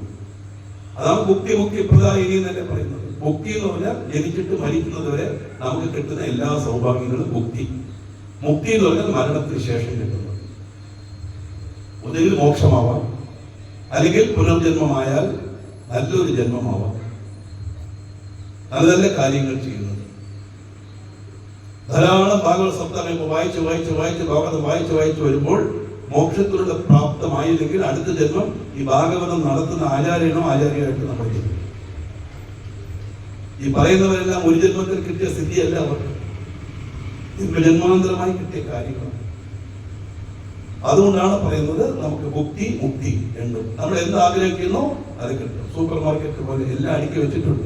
ഏത് വേണോ അത് എടുക്കാം. പല ബ്രാൻഡുണ്ട്. മൈസൂർ സാലർ വേണമെങ്കിൽ മൈസൂർ സാലർ എടുക്കാം, പിയേഴ്സ് വേണമെങ്കിൽ പിയേഴ്സ് എടുക്കാം. മുക്തി, മൈസൂർ സാലർ, പിയേഴ്സ്, ഇത് കണക്കായിക്കോളും. രണ്ടും നൽകുന്നവൾ ദേവി, വികല്പമില്ലാത്തവൾ, നിരാബാധായിരുന്ന യാതൊരു ഭ്രമവും ബാധയും ഇല്ലാത്തവൾ. വെള്ളിയാണെന്ന് വിചാരിച്ച് മുദ്രച്ചിപ്പിയെ പോയി എടുക്കുന്ന ആ സ്വഭാവമല്ല ധരിക്കുന്നത്. നമ്മളെല്ലാം അങ്ങനെയല്ല. നല്ലതാണെന്ന് വിചാരിച്ച് അറിയാണ്ട് പോയി പല കാര്യത്തിൽ പോയി നമ്മൾ ഉടങ്ങും. ഇത് മനുഷ്യന്റെ സ്വഭാവം. പക്ഷേ അതിനെല്ലാം അതീതിയാണ് ദേവി. നിർഭേദായിരുന്ന, ഭേദമില്ലാത്തവൾ, എല്ലാം ഒരേ രീതിയിൽ ഒരേ നോട്ടത്തിൽ കാണുന്നവളാണ് ദേവി എന്നർത്ഥം. വ്യത്യാസമില്ല, ജാതി വ്യത്യാസമില്ല, മത വ്യത്യാസമില്ല, ആൺ പെണ്ണുള്ള വ്യത്യാസമില്ല, പഠിച്ചവൻ പഠിക്കാത്തവൻ വ്യത്യാസമില്ല. ദേവിയുടെ മുമ്പിൽ ഒന്നും, എല്ലാവരും ഒന്ന് തന്നെയാണ്. കാരണം എന്താ? നേരത്തെ പറഞ്ഞു ശ്രീമാതാ അമ്മയെന്ന് വിളിച്ചു. ഒരമ്മയ്ക്കും കുട്ടികളുടെ ദേഷ്യം വരില്ല. ആദിശങ്കരന്റെ ഭവാനി വിളിക്കുന്നു, കുപുത്രേജായേത് ഉചിത മാതാനഭവതി.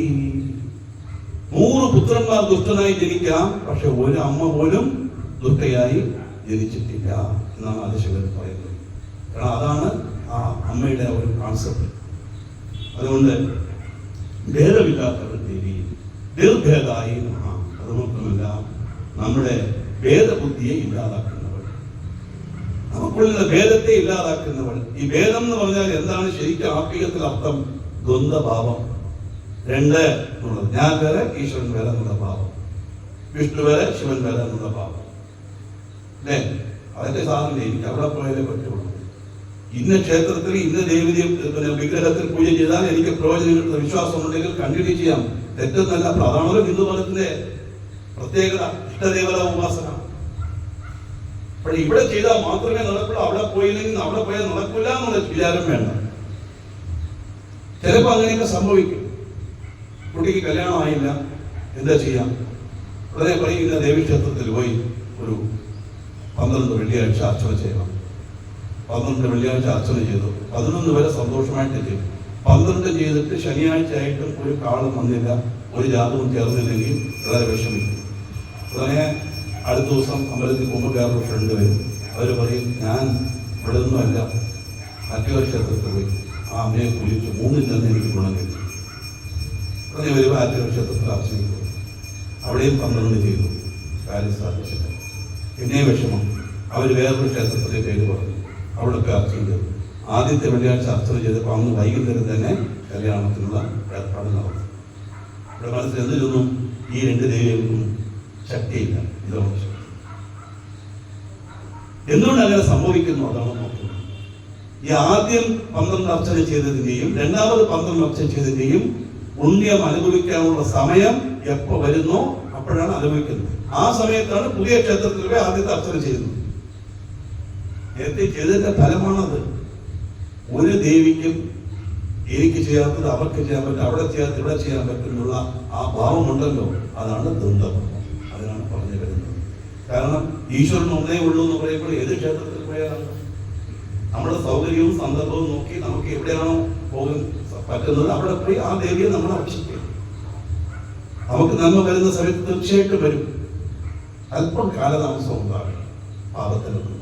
കഴിക്കുന്ന ഭക്ഷണം തന്നെ കാത്തിരുന്നില്ലേ, അരിയിട്ട് ഉടനെ ഇത്ര 3 വിസില 4 വിസില വരണ്ടേ, അതൊരു വെയിറ്റ് ചെയ്യണമല്ലോ. അരിയിട്ട് അത് നല്ല ഊറിയത് ആട്ടി എടുത്ത് കല്ലിലിട്ട് ചുട്ട് ഭക്ഷണമാക്കിയാലേ കഴിക്കാൻ പറ്റും. അത്രയും വെയിറ്റ് ചെയ്യേണ്ടത് നമ്മൾ. പിന്നെ പുണ്യം കിട്ടണമെങ്കിൽ ഉടനെ കിട്ടും, അതിനുള്ള സമയമാകുമ്പോൾ കിട്ടും. പക്ഷേ ഈ ദ്വന്ദ്വഭാവം, എന്നുള്ള ഭാവം വരുമ്പോഴാണ് ആ ക്ഷേത്രം നല്ലത്, ഇവിടെ ശക്തി കൂടുതൽ, അവിടെ ശക്തി കൂടുതൽ. എല്ലാ ദൈവത്തിനും ഒരു ശക്തിയേ ഉള്ളൂ. എക്സ് എന്ന കോവിലിലെ ദേവിക്ക് പറ്റാത്തത് വൈ എന്ന ക്ഷേത്രത്തിലെ ദേവിക്ക് പറ്റില്ല. ക്ഷേത്രത്തിന്റെ പേര് പറയാത്തതിന് ആളുകൾക്ക് പ്രയാസം ഉണ്ടാകുമല്ലോ, അതുകൊണ്ടാണ് ഒരു കോൺട്രവേഴ്സി വരേണ്ടത്. എല്ലാ ഈശ്വരനിലും ഇരിക്കുന്ന ബിംബത്തിലിരിക്കുന്ന ചൈതന്യം ഒന്ന് തന്നെയാണ് എന്നുള്ള ചിന്ത വരണം. ആ ചിന്ത നമുക്ക് വരുത്തും. അതാണ് വേദത്തെ ഇല്ലാതാക്കണം. വേദനാശിനി നമഃ. ഇങ്ങനെ വേണം നമ്മുടെ കാര്യങ്ങൾ മനസ്സിലാക്കാൻ. ഇതാണ് ലളിതാസഹസ്രം.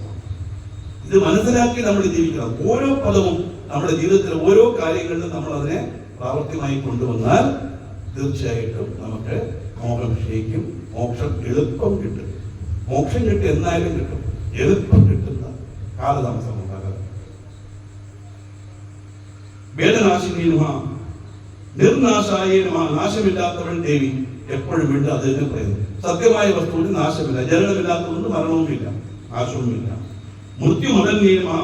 മരണത്തെ ഇല്ലാതാക്കുന്നവൾ ദേവി. മരണത്തെ ഇല്ലാതാക്കുന്നവൾ ദേവി എന്ന് പറഞ്ഞു കഴിഞ്ഞാൽ ദേവി പൂജ ചെയ്ത എത്രയോ അമ്പലത്തിലെ ശാന്തിക്കാരുണ്ട്, അവരെല്ലാം മരിച്ചു അല്ലെ. ദേവിയുടെ കഥ ഞാൻ 15 വർഷം കൊണ്ട് പറഞ്ഞുകൊണ്ടിരിക്കുന്നു. ഒരു ദിവസം ഞാനും മരണത്തെ ഇല്ലാതാക്കുന്നവൾ ദേവി എന്ന് പറഞ്ഞ അർത്ഥം എന്താണ്? ഈ ആരാധന ചെയ്ത് വരുമ്പോൾ ഇനിയൊരു മരണം നമുക്ക് ഉണ്ടാകാതെ അനുഗ്രഹിക്കും. ഇനിയൊരു മരണം ഉണ്ടാകരുതെന്ന് പറഞ്ഞാൽ ഇനിയൊരു ജനനം ഉണ്ടാകാൻ പാടില്ല. ജനനം ഉണ്ടെങ്കിൽ മരണം, യാതൊരു സംശയം. കൃഷ്ണൻ ജനിച്ചു, രാമൻ ജനിച്ചു എന്ന് പറഞ്ഞാൽ മരിച്ചു എന്ന് പറഞ്ഞേ പറ്റൂ.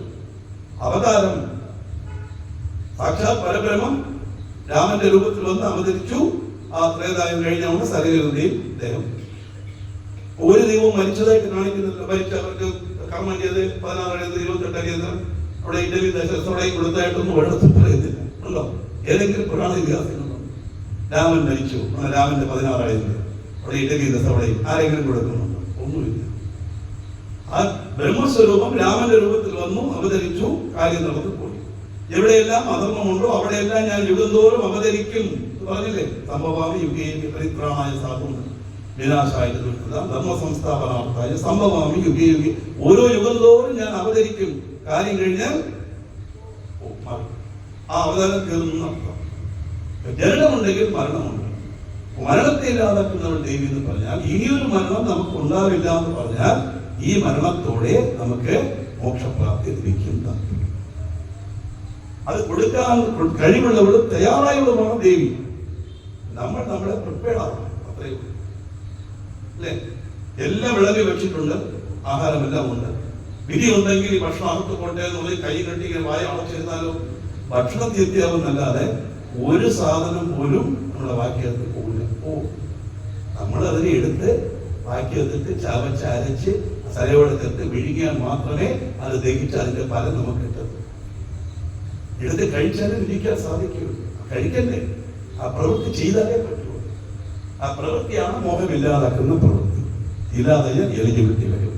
അത് കൊടുക്കുന്നവളാണ് ദേവി എന്നുള്ളത് നമുക്ക് സമാധാനത്തിനായി പറയുന്ന കാര്യമാണ്. ഈ ദേവിയെ നീ പ്രാർത്ഥിച്ചോ, ഈശ്വര വിചാരം ചെയ്യും, തീർച്ചയായിട്ടും നിനക്ക് മുക്തി കിട്ടി. ഇനി മരണമില്ലാത്തൊരു അവസ്ഥ നിനക്ക് ഉണ്ടാകും.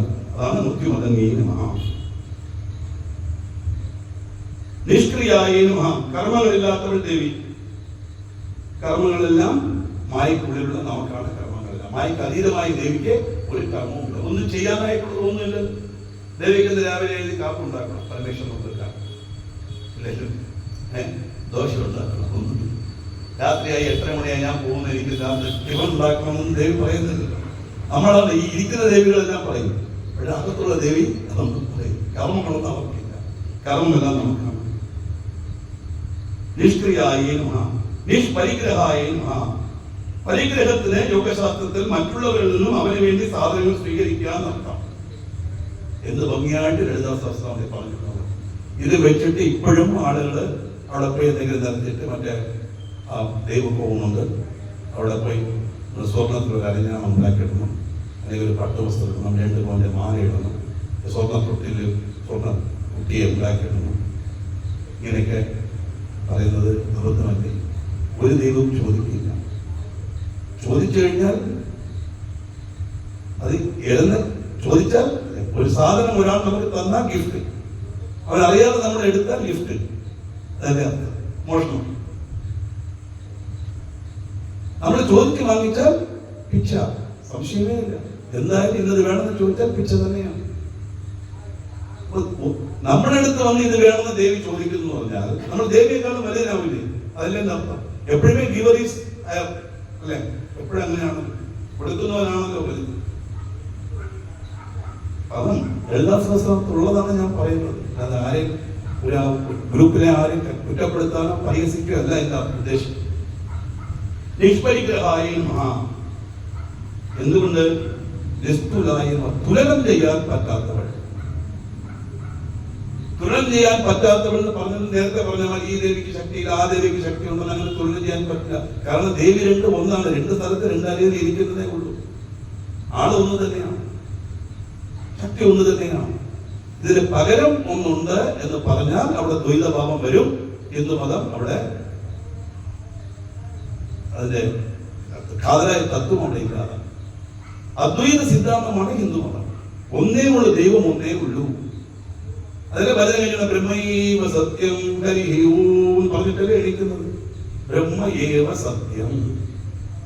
അപ്പൊ രണ്ടില്ലല്ലോ, പിന്നെ എങ്ങനെ തുലനം ചെയ്യാൻ സാധിക്കും? കമ്പയർ ചെയ്യണമെങ്കിൽ 2 വസ്തു വേണമല്ലോ, അല്ലേ?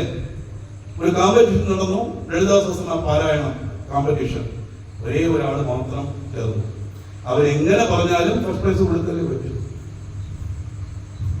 2 പേരുണ്ടെങ്കിലേ 2-ൽ ആരും കൊള്ളാമെന്നുള്ളൂ. അവർ വന്നിട്ട് ലക്ഷണം ധാരാള താസം ഉന്നയ മധ്യമാന്ന് പറഞ്ഞാൽ പ്രൈസ് കൊടുക്കണം. ഞാൻ കൊടുത്ത ഒരു സ്ഥലത്ത് നിവൃത്തിയില്ല, ഒരാൾ മാത്രമേ വന്നു കോമ്പറ്റീഷൻ. അതിനുശേഷം ഞാൻ ഈ കോമ്പറ്റീഷൻ ജഡ്ജായിട്ട് പോകില്ല. കാരണം അബദ്ധം പറഞ്ഞവരെ നമ്മൾ പ്രശംസിക്കുന്ന രീതിയിൽ പ്രൈസ് കൊടുക്കേണ്ട ഗതിയോട് നമുക്ക് വരുന്നു. 2 ഉണ്ടെങ്കിലേ കമ്പയർ ചെയ്യാൻ സാധിക്കുള്ളൂ. ഇത് ഒന്നേ ഉള്ളൂ. തുലനം ചെയ്യാൻ പറ്റാത്തവർ. നിസ്തുലായ നമഃ, നീല ചുകുരായ നമഃ. നേരത്തെ പറഞ്ഞ മതി, ഭംഗിയാർന്ന നീല നിറമുള്ള തലമുടിയോട് കൂടിയവൾ. തലമുടി എങ്ങനെ നീലമായിരിക്കും? കറുപ്പല്ലേ തലമുടി. നീ കറുപ്പ് അല്ലെങ്കിൽ വെളുപ്പ് അല്ലെങ്കിൽ ഇപ്പോഴത്തെ ഒരുമാതിരി ചാമ്പൽ കളർ, ആദ്യത്തെ അല്ലേ, എന്തെല്ലാമും കളറുണ്ടല്ലോ, പെയിന്റെല്ലാം അടിക്കുന്നുണ്ടല്ലോ. ഇത് ഭംഗിയാർന്ന അഴകുള്ള അടർത്തിയുള്ള സ്വാഭാവികമായിട്ടുള്ള ചുരുണ്ട മുടിയോട് കൂടിയവൾ. അതാണ് നീലച്ചുകുരായ നമഃ. നീല നിറം എന്നുള്ള അർത്ഥത്തിലല്ല ഉദ്ദേശിക്കുന്നത്. നീലച്ചുകുരായ നമഃ, നിരപായായ നമഃ. ഇതാണ് നിസ്തുല നീലചുകുര നിരപായ നിരത്യയ എന്ന് പറയുന്നത്. നിസ്തുല നീലചുകുര നിരപായ നിരത്യയ എന്ന് വായിക്കുന്നില്ല. അക്ഷരങ്ങളൊന്നുമില്ല ബുക്കിൽ. എഴുതി പള്ളി രാ പാ ദീർഘം യാ ഇത് എഴുതിയിട്ടുള്ളൂ. നിരപായ അല്ല, നിരപായ. അപായത്തെ ഇല്ലാതാക്കുന്നവൾ. നിരപായ എന്ന് പറഞ്ഞാൽ പായ ഇല്ലാതാക്കുന്നവൾ എന്നുള്ള രൂപയിൽ നമുക്ക് ധ്വനിക്കും. നമ്മുടെ കിടപ്പാടം കൂടെ ഇല്ലാതാക്കുന്നതാണോ ദേവി? അല്ലല്ലോ. പായിൽ കിടക്കുന്ന നമ്മളെ കട്ടിലിൽ കിടത്തുന്നവളാണ് ദേവി. വെറും കെട്ടിൽ കിടക്കുന്ന നമുക്ക് മെത്തയിൽ കിടത്തുന്നവളാണ് ദേവി. 4 ഇഞ്ച് മെത്തയിൽ കിടന്ന നമ്മളെ 10 ഇഞ്ച് ബെഡിൽ കിടത്തുന്നവളാണ് ദേവി. വെറും മുറിയിൽ AC ഉള്ള മുറിയിൽ കിടത്തുന്നവളാണ് ദേവി. അതാണ് അനുഗ്രഹം. അത് പായില്ലാതാക്കുന്നവളുടെ അർത്ഥം വെറുതെ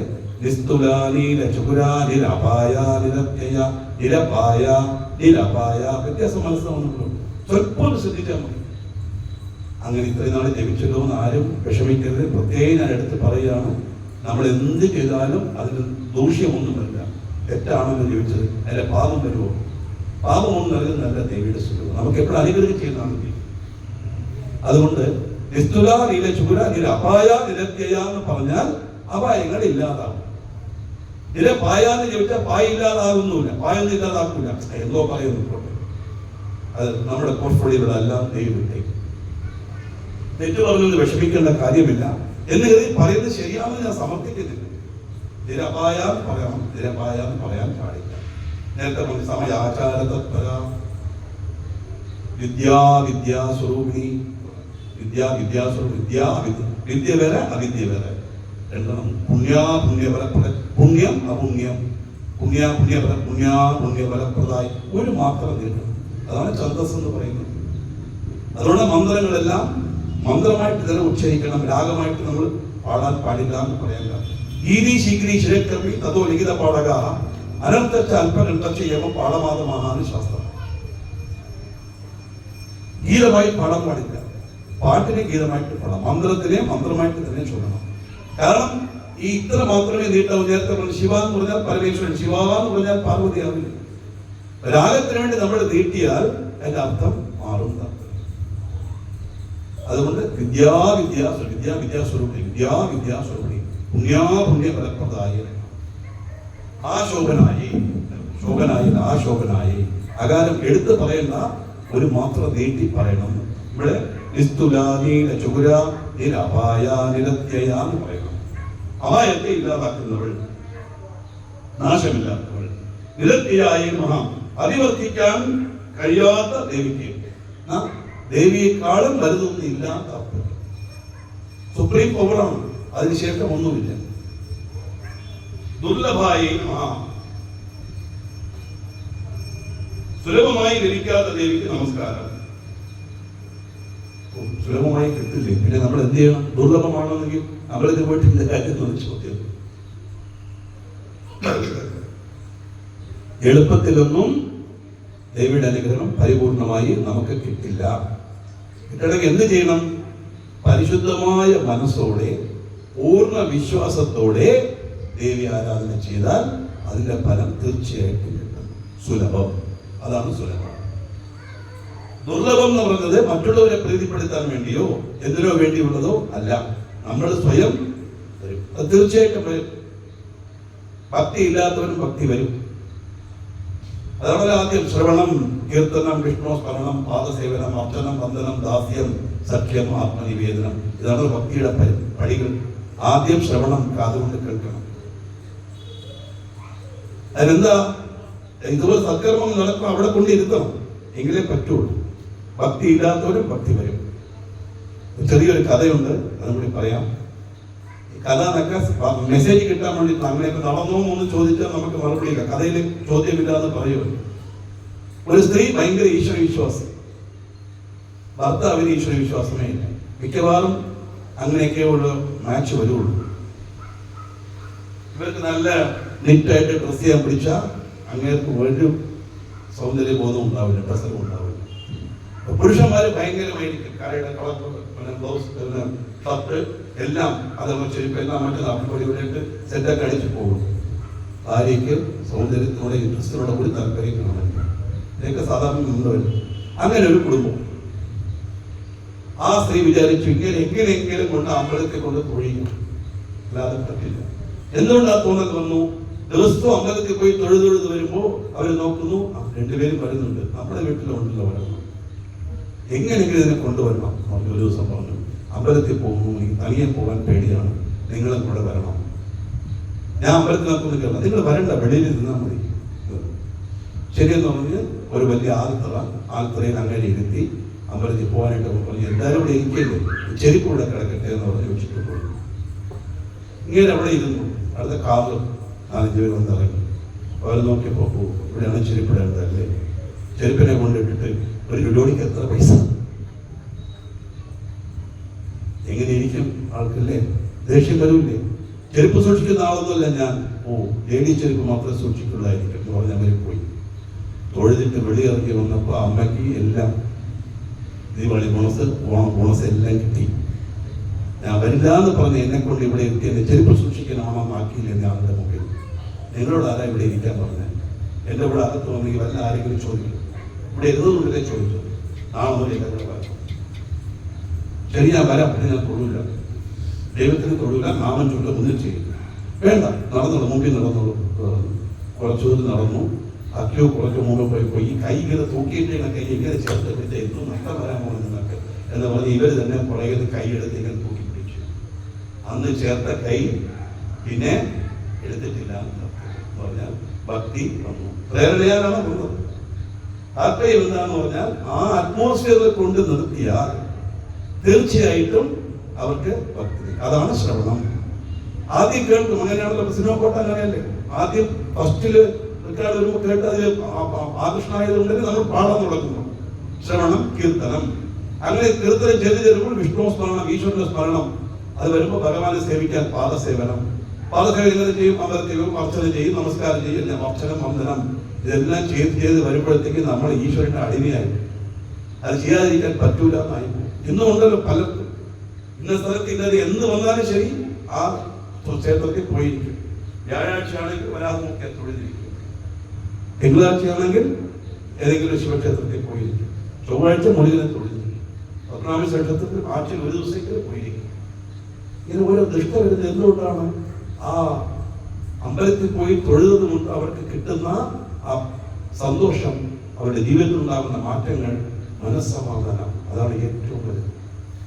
ഒരു സൂപ്പർ മാർക്കറ്റിൽ കാശ് കൊടുത്ത് വാങ്ങാൻ പറ്റാത്തതാണ് ഈ സന്തോഷവും സമാധാനവും. നമ്മുടെ മനസ്സ് തന്നെ തീരുമാനിക്കണം വേണമെന്നുള്ളത്. അങ്ങനെ വന്ന് വരുമ്പോൾ ദാസനാവും. അർച്ചനം ദാസനം, വന്ധ്യം, സഖ്യം. അങ്ങനെ ദാസനായി വരുമ്പോൾ കുറച്ചുകൂടെ ഫ്രീഡം ആവും. അപ്പൊ നമ്മുടെ ഭക്തി സഖാവിനോടുള്ള ഭക്തിയാവും. എപ്പോഴും ഫ്രണ്ട്ഷിപ്പാണ് ഏറ്റവും വലുത് എല്ലാ റിലേഷൻഷിപ്പിലും വെച്ച്. ഭാര്യയ്ക്ക് ഭർത്താവിനോടോ ഭർത്താവിന് ഭാര്യയോടോ പറയാൻ പറ്റാത്ത പല കാര്യങ്ങളും, കുടുംബപരമായ കാര്യങ്ങളാകട്ടെ, സ്വന്തമായിട്ട് ഓഫീസ് കാര്യമാവട്ടെ, നമ്മൾ നമ്മുടെ സുഹൃത്തുക്കളോട് നമ്മൾ ഷെയർ ചെയ്യും. അല്ലെ? നല്ല സുഹൃത്താണെങ്കിൽ. അല്ലാതെ ഇത് കേട്ടിട്ട് അവിടെ പോയി പറഞ്ഞുകൊടുക്കുന്ന സുഹൃത്തിനെ വിശ്വസിച്ചിട്ട് കാര്യമില്ല. കുടുംബകലകം ഉണ്ടാകും. അതാണ് സഖ്യം. ആ സഖ്യം വരുമ്പോൾ എന്താണ്? അവിടെ റെസ്ട്രിക്ഷനേ ഇല്ല, എന്ത് വേണമെങ്കിലും പറയാം. അങ്ങനെ എല്ലാം കഴിഞ്ഞ് വരുമ്പോൾ അവസാനം നമ്മളെ തന്നെ ദൈവത്തിന് അർപ്പിക്കും. നേരത്തെ പറഞ്ഞ പോലെ അന്യദാശ്രമം നാമത്തിൽ തോന്നുക. അതാണ് ആത്മനിവേദനം. ഇതാണ് ഭക്തിയുടെ കാര്യം എന്ന് പറയുന്നത്. ഇപ്പോ പറഞ്ഞു വന്നത് ദുർലഭായി നമഃ എന്ന് പറഞ്ഞാൽ എളുപ്പത്തിൽ സാധിക്കാത്തതാണ് ഈശ്വര സാക്ഷാത്കാരം. ദുർഗമായി അടുക്കാൻ വിഷയമുള്ളവൾ ശുദ്ധമായ ഉപാസനയോടുകൂടി മാത്രമേ ദേവിയെ നമുക്ക് സമീപിക്കാൻ സാധിക്കുകയുള്ളൂ എന്ന് പറയും. അതുകൊണ്ട് അശുദ്ധമായ ചിന്ത വെച്ചും കൊണ്ട് ആരെങ്കിലും ഉപദ്രവിക്കാനോ ദ്രോഹിക്കാനോ വേണ്ടി പ്രാർത്ഥിക്കാനോ പോകരുത്. അവർ കൊട്ടേഷൻ കൊടുക്കുന്ന ഏജന്റ് ഒന്നും അല്ല. ഇങ്ങനെ പറയുമ്പോൾ ഉടനെ സംശയം തോന്നാം. നിങ്ങൾക്ക് തോന്നിയോന്ന് എനിക്കറിയില്ല. പിന്നെ എന്തിനാണ് ഈ ശത്രു സംഹാര പൂജ? എക്സും വൈയും തമ്മിൽ അടി, അതിർത്തി തർക്കം. എക്സും വൈ നേരെ ആറ്റുകാൽ ക്ഷേത്രത്തിൽ പോയിട്ട്, ഏതൊരു ദേവീക്ഷേത്രത്തിൽ പോയിട്ട് ശത്രു സംഹാര പൂജ ചെയ്തു. ഉദ്ദേശം എന്താണ്? വൈകി ശത്രു, അവനെ സംഹരിക്കണം, അവനെ ഇല്ലാതാക്കണം. ഇതാണ് ശത്രു സംഹാര പൂജ നമ്മൾ മനസ്സിലാക്കുന്നത്. ഈ വൈ ചുമ്മാ ഇരിക്കുമോ? അപ്പൊ അവന്റെ വീട്ടിനടുത്ത് ദേവീക്ഷേത്രത്തിൽ അവനും അർച്ചനയ്ക്ക് കൊടുക്കും. അപ്പൊ ദേവി എന്ത് ചെയ്യും? എക്സിനെ സംഹരിക്കുമോ വൈയെ സംഹരിക്കുമോ? മറുപടി പറയാൻ പറ്റാത്ത ചോദ്യമല്ല. രണ്ടുപേരെ സംഹരിക്കും. ദേവി സംഹരിക്കും. എന്തിനെന്നറിയാമോ? ഇവർ രണ്ടുപേരുടെയും ഇടയിലുള്ള ശത്രുതയെ സംഹരിക്കും. അതാണ് ശത്രു സംഹാര പൂജ. അല്ലാതെ ഒരാളെ ഇല്ലാതാക്കാനല്ല.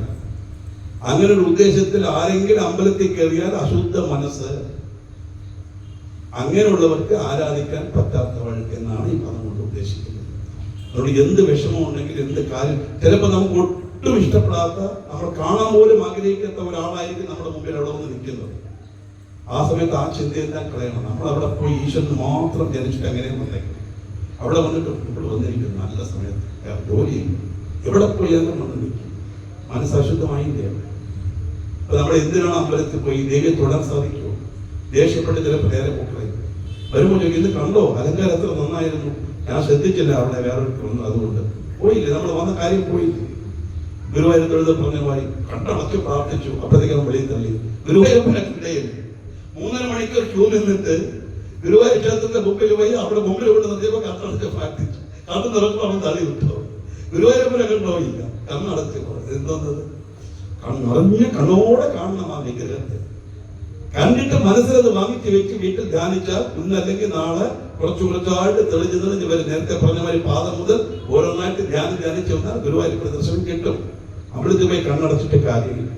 അതേപോലെ തന്നെ നമ്മൾ പരിശുദ്ധ മനസ്സോട് അകത്ത് പോകുമ്പോൾ അവിടെ എന്തെങ്കിലും നമുക്ക് ഇഷ്ടപ്പെടാത്ത ഒരാളെ കാണുകയോ വല്ലതും ചെയ്താൽ അവരോടുള്ള വെറുപ്പ് അവിടെ ഉണർന്നെടുത്തു കഴിഞ്ഞാൽ മനസ്സ് പരിശുദ്ധമല്ലാതാകും. അങ്ങനെയുള്ളവർക്ക് ആരാധിക്കാൻ പറ്റാത്തവരെന്നാണ് അർത്ഥം എന്നല്ലാതെ ആരാധിക്കാൻ പറ്റാത്തവരാണ് ദേവിയെന്ന് നമ്മൾ ജനറലായിട്ട് എടുക്കാൻ പാടില്ല. ദുർഗായി മഹാ, ദുർഗയ്ക്ക് നമസ്കാരം. ദുർഗ എന്ന് പറഞ്ഞാൽ എന്താ? ദുഃഖത്തെ ഇല്ലാതാക്കുന്നവൾ ദുർഗ.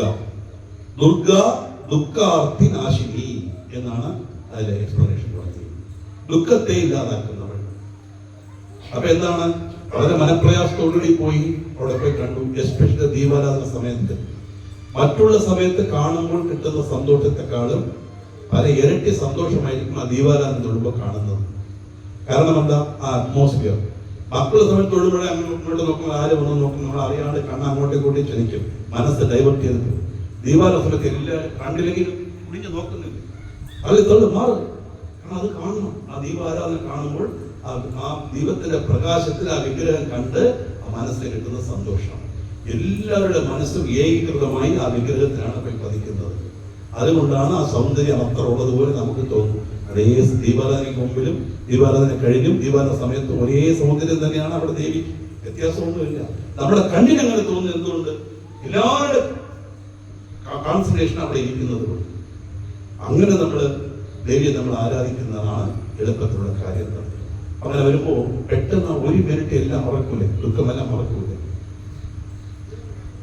എന്നിട്ട് തിരിച്ചു വരുമ്പോ നമ്മുടെ ഗ്രഹപ്പഴയ്ക്ക് ആരെങ്കിലും പരിചയക്കാരൊക്കെ എന്തായി മോന് വലിയ ശരിയായ തുടങ്ങി പല കാര്യങ്ങളുണ്ട്.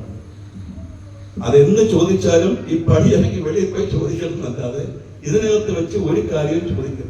മോന് കാര്യങ്ങളൊന്നും ശരിയായില്ല, മകൾക്ക് ഒരു നല്ല ആലോചന വന്നില്ല, ദേവി രക്ഷിക്കണേ എന്ന് പ്രാർത്ഥിക്കാൻ വേണ്ടിയാണ് അവർ വരുന്നത്. പ്രാർത്ഥിച്ചു, എന്റെ ദേവി ശക്തിയായിട്ട് നമുക്ക് അനുഗ്രഹിക്കും എന്നുള്ളൊരു നിറഞ്ഞ മനസ്സോടെ വെളിയിൽ വരുമ്പോൾ അവിടെ വെച്ച് ഉടനെ ഈ ഒരു ചോദ്യം ചോദിച്ചാൽ അതാണ് കുടുംബകാര്യങ്ങളോ മറ്റു കാര്യങ്ങളോ ഒന്നും അമ്പലത്തിനകത്ത് സംസാരിക്കാൻ പാടില്ല. പ്രത്യേകിച്ച് വിഗ്രഹത്തിന് മുമ്പിൽ ആരാധന ക്ഷേത്രത്തിൽ എങ്ങനെ ദർശനം ചെയ്യണമെന്ന് വലിയൊരു സബ്ജക്റ്റാണ് ക്ഷേത്രാരാധന. കൊടിമരം താണ്ടി ഉള്ളിൽ പോയി കഴിഞ്ഞാൽ എല്ലാ ലൗകിക കാര്യങ്ങളും അവിടെ കൊടിമരത്തിന് വെളിയിൽ വെച്ചിട്ട് പോകണം. ചെരുപ്പും ബാഗും സൂക്ഷിക്കാൻ ടെക്സ്റ്റൈൽസിലെ കാളില്ലേ, ടോക്കൺ തരൂല്ലേ? ഇവിടെ ടോക്കൺ ഒന്നുമില്ല, നമ്മളെല്ലാം അവിടെ ഇട്ടിട്ട് പോകണം. തിരിച്ചൊരുമ്പോൾ എടുക്കുന്നു പോകും. നമ്മുടെ സ്വത്ത് അവിടെ ഇരിക്കും, വേറെ ആരും എടുക്കില്ല. അകത്ത് പോകുമ്പോൾ ഒരേ ഒരു വിചാരം, ഈശ്വര ആ ചൈതന്യമാണ് എൻ്റെ ഉള്ളിൽ ഇരിക്കുന്നത്, ആ ഈശ്വരനാണ് എന്നെ രക്ഷിക്കും, ഞാൻ വിശ്വസിക്കുന്ന ഈശ്വരൻ എന്നെ രക്ഷിക്കും എന്നുള്ള ചിന്തയോടുകൂടി അവിടെ മാത്രം പോകണം. വേറെ ഒരു ചിന്തയും പാടില്ല. ദുർഗായി നമഃ, ദുഃഖങ്ങളെ ഇല്ലാതാക്കുന്നവൾ. ദുഃഖങ്ങളെ ഇല്ലാതാക്കുന്നവൾ മറ്റുള്ള സുഖപ്രദായി നമഃ. അതാണ് ദുർഗാ ഭദ്ര. ഭദ്ര എന്ന് പറഞ്ഞാൽ നല്ലത് ചെയ്യുന്നവൾ, സന്തോഷത്തെ കൊടുക്കുന്നവൾ, സുഖത്തെ നൽകുന്നവൾ. ഞാൻ പറഞ്ഞത് ആരെങ്കിലും ഭദ്ര എന്ന് പറഞ്ഞാൽ ഭദ്രകാളി എന്ന് പറഞ്ഞാൽ നമ്മൾ പേടിക്കേണ്ട ആവശ്യമില്ല. ഭദ്രകാളി ആരെങ്കിലും നമ്മൾ വിളിച്ചാലും സന്തോഷിക്കണം. നിങ്ങൾ നല്ലതാ പറയുന്നത്. അതിന് അർത്ഥം അറിയാതെ അവർ പറയുന്നത്, അവർ ദേഷ്യത്തിൽ പറഞ്ഞാലും നമ്മളതിനെ പോസിറ്റീവായിട്ട് എടുക്കാം. ഭദ്ര എന്ന് പറഞ്ഞാൽ നല്ലത് ചെയ്യുന്നവൾ എന്നർത്ഥം. ദുർഗായി നമഃ, ദുഃഖഹന്ത്രൈ നമഃ, നമ്മുടെ ദുഃഖങ്ങൾ ഇല്ലാതാക്കുന്നവൾ. സുഖപ്രദായി നമഃ, ദുഷ്ടദൂരായി നമഃ, ദുഷ്ടന്മാരിൽ നിന്ന് ദൂരെ വർത്തിക്കുന്നവൾ ദേവി. അപ്പൊ ദുഷ്ടനാരാ ശിഷ്ടനാരാ? നേരത്തെ പറഞ്ഞ മാതിരി നല്ല ചിന്തയോടുകൂടി നന്മയെ മാത്രം കരുതി അമ്പലത്തിനകത്ത് പോകുന്നവരെല്ലാം ശിഷ്ടന്മാർ. അല്ലാതെ എന്നെ ഇങ്ങനെ പറഞ്ഞാൽ ഇപ്പൊ നോക്കിക്കഴിഞ്ഞാൽ ദേവിയോട് പറഞ്ഞ് തന്നെ ശരിയായി കളയാം. അവരെന്താ എഡ്മിനിസ്ട്രേറ്ററാണ്, അല്ല മന്ത്രിയാണ്, കളക്ടറാണ്, കൊട്ടേഷൻ വാങ്ങുന്ന ആളൊന്നല്ല. കാരണം അതേ ആളും അമ്മയുടെ കുഞ്ഞ് തന്നെയാണ്, ഇതും അമ്മയുടെ കുഞ്ഞ് തന്നെയാണ്. എങ്ങനെ ഒരാളെ ശിക്ഷിക്കാൻ സാധിക്കും? ഒരു ദുർവിചാരത്തോടു കൂടിയും ദുഷ്ടവിചാരത്തോടു കൂടിയും അകത്ത് പോകാൻ പാടില്ല. അങ്ങനെ പോകുന്നവർക്ക് അകലെയാണ് ദേവി എന്ന് പറഞ്ഞാൽ ഈശ്വര സ്വരൂപത്തെ മനസ്സിലാക്കാനോ ആ ഭക്തി വളർത്താനോ വിശ്വാസം ഉണ്ടാക്കാനോ അവന് സാധിക്കില്ലാത്ത നിറഞ്ഞ മനസ്സ്, പരിശുദ്ധമായ മനസ്സ്. ഒന്നും വേണ്ട, നമ്മുടെ കാര്യം മാത്രം പോവുക, കാര്യങ്ങൾ പറയാൻ വരിക, അത്രയേ ഉള്ളൂ. അല്ലാതെ വേറെ ഒന്നിനെ കുറിച്ചും ചിന്തിക്കുക. മനസ്സുകൊണ്ടോ വാക്കുകൊണ്ടോ പ്രവൃത്തി കൊണ്ടോ ഒരു ഉപദ്രവം ആർക്കും ഉണ്ടാകാത്ത രീതിയിൽ അമ്പലത്തിൽ പ്രവേശിക്കണം. അങ്ങനെയുള്ളവർക്ക് സുലഭം, ആരാധിക്കാൻ എളുപ്പമുള്ള, അല്ലാത്തവർക്ക് അകലെയാണ്. ദുഷ്ടദൂരായ ദുരാചാര ശമന്യേ നമഃ. നല്ല വളരെ ഡീപ്പായ മീനിങ്ങുള്ള ഒരു പദമാണ് ദുരാചാരം. ധാരാളം ആളുകൾ എന്നും ശകുനം നോക്കും, അല്ലെ? അതുപോലെ ഒരു അബദ്ധം ലോകത്ത് വേറെ ഒന്നുമില്ല. ആര് ശകുനം നോക്കിയാലും അവർക്ക് ഈശ്വര വിശ്വാസമില്ലാന്ന് ഞാൻ പറയും. അടിച്ചുപോയി. ഈശ്വര വിശ്വാസമുള്ളവർ ഇതിനെ ശകുനം നോക്കുന്നത് എല്ലാം പ്രീ ഡിറ്റർമൈൻഡ് അല്ലേ? നമുക്കറിയില്ല എന്ത് നടക്കുന്നു, എല്ലാം ദൈവത്തിന് അറിയാം. ഇന്ന് ഇത്ര പേര് ഇവിടെ വന്ന അത്ര പേര് വന്നിരിക്കും, ഇത്ര നേരെ ഇവിടെ ഇരിക്കാതെ ആ കഴിഞ്ഞാൽ അവർ എഴുതി പോകും. ഇതെല്ലാം പ്രീ ഡിറ്റർമൈൻഡ് ആണ്. എന്നാൽ നമ്മൾ അങ്ങനെയല്ല. ഒരു പൂച്ച മതിൽ നിന്നു, നമ്മൾ വണ്ടിയും കൊണ്ട് ഇറങ്ങി, അതിനറിയാമോ നമ്മൾ ഓഫീസിൽ പോകുന്നു, നമ്മൾ കുറുക്കെ ചാടിയാവും ദുശ്ശകൻ മാമൻ പോട്ടെ ഇവിടേക്കാണ് പൂച്ചയ്ക്ക് അറിയും. അതിന്റെ സ്വഭാവം ഇങ്ങനെ നോക്കും. ആരെങ്കിലും വന്ന് 2 വർഷം നോക്കിയിട്ട് ഒരൊറ്റ ചാട്ടം ചാടും. പൂച്ച കുറുക്കെ പോയി, അതൊന്നും കുഴപ്പം. പല്ലി ഷോൾഡറിൽ വീണു. പല്ലിക്ക് നമ്മുടെ ഷോൾഡറൊന്നും അറിയില്ല. അതിങ്ങനെ സഞ്ചരിച്ചുകൊണ്ടിരിക്കുമ്പോൾ എവിടെയോ കാല് തെറ്റി പെട്ടെന്ന് അങ്ങ് വീഴുന്നു, അത്രയേ ഉള്ളൂ. ഉടനെ പല്ലിയെ ചീത്ത വിളിക്കുക, പൂച്ചയെ ചീത്ത വിളിക്കുക. എന്തിനാണത്? അല്ലെങ്കിൽ പൂച്ച നമുക്ക് എന്തെങ്കിലും പൂച്ചയോട് വിരോധം ഉണ്ടായിരിക്കും, പൂച്ച നമ്മൾ പറഞ്ഞിരിക്കണം. അല്ലെങ്കിൽ നമ്മൾ അതിനൊരു SMS അയക്കണം, ഞാൻ പുറത്ത് പോവുകയാണ്, പൂച്ചയെ നീ പുറത്ത് വരരുതെന്ന്. സാധിക്കുമല്ല.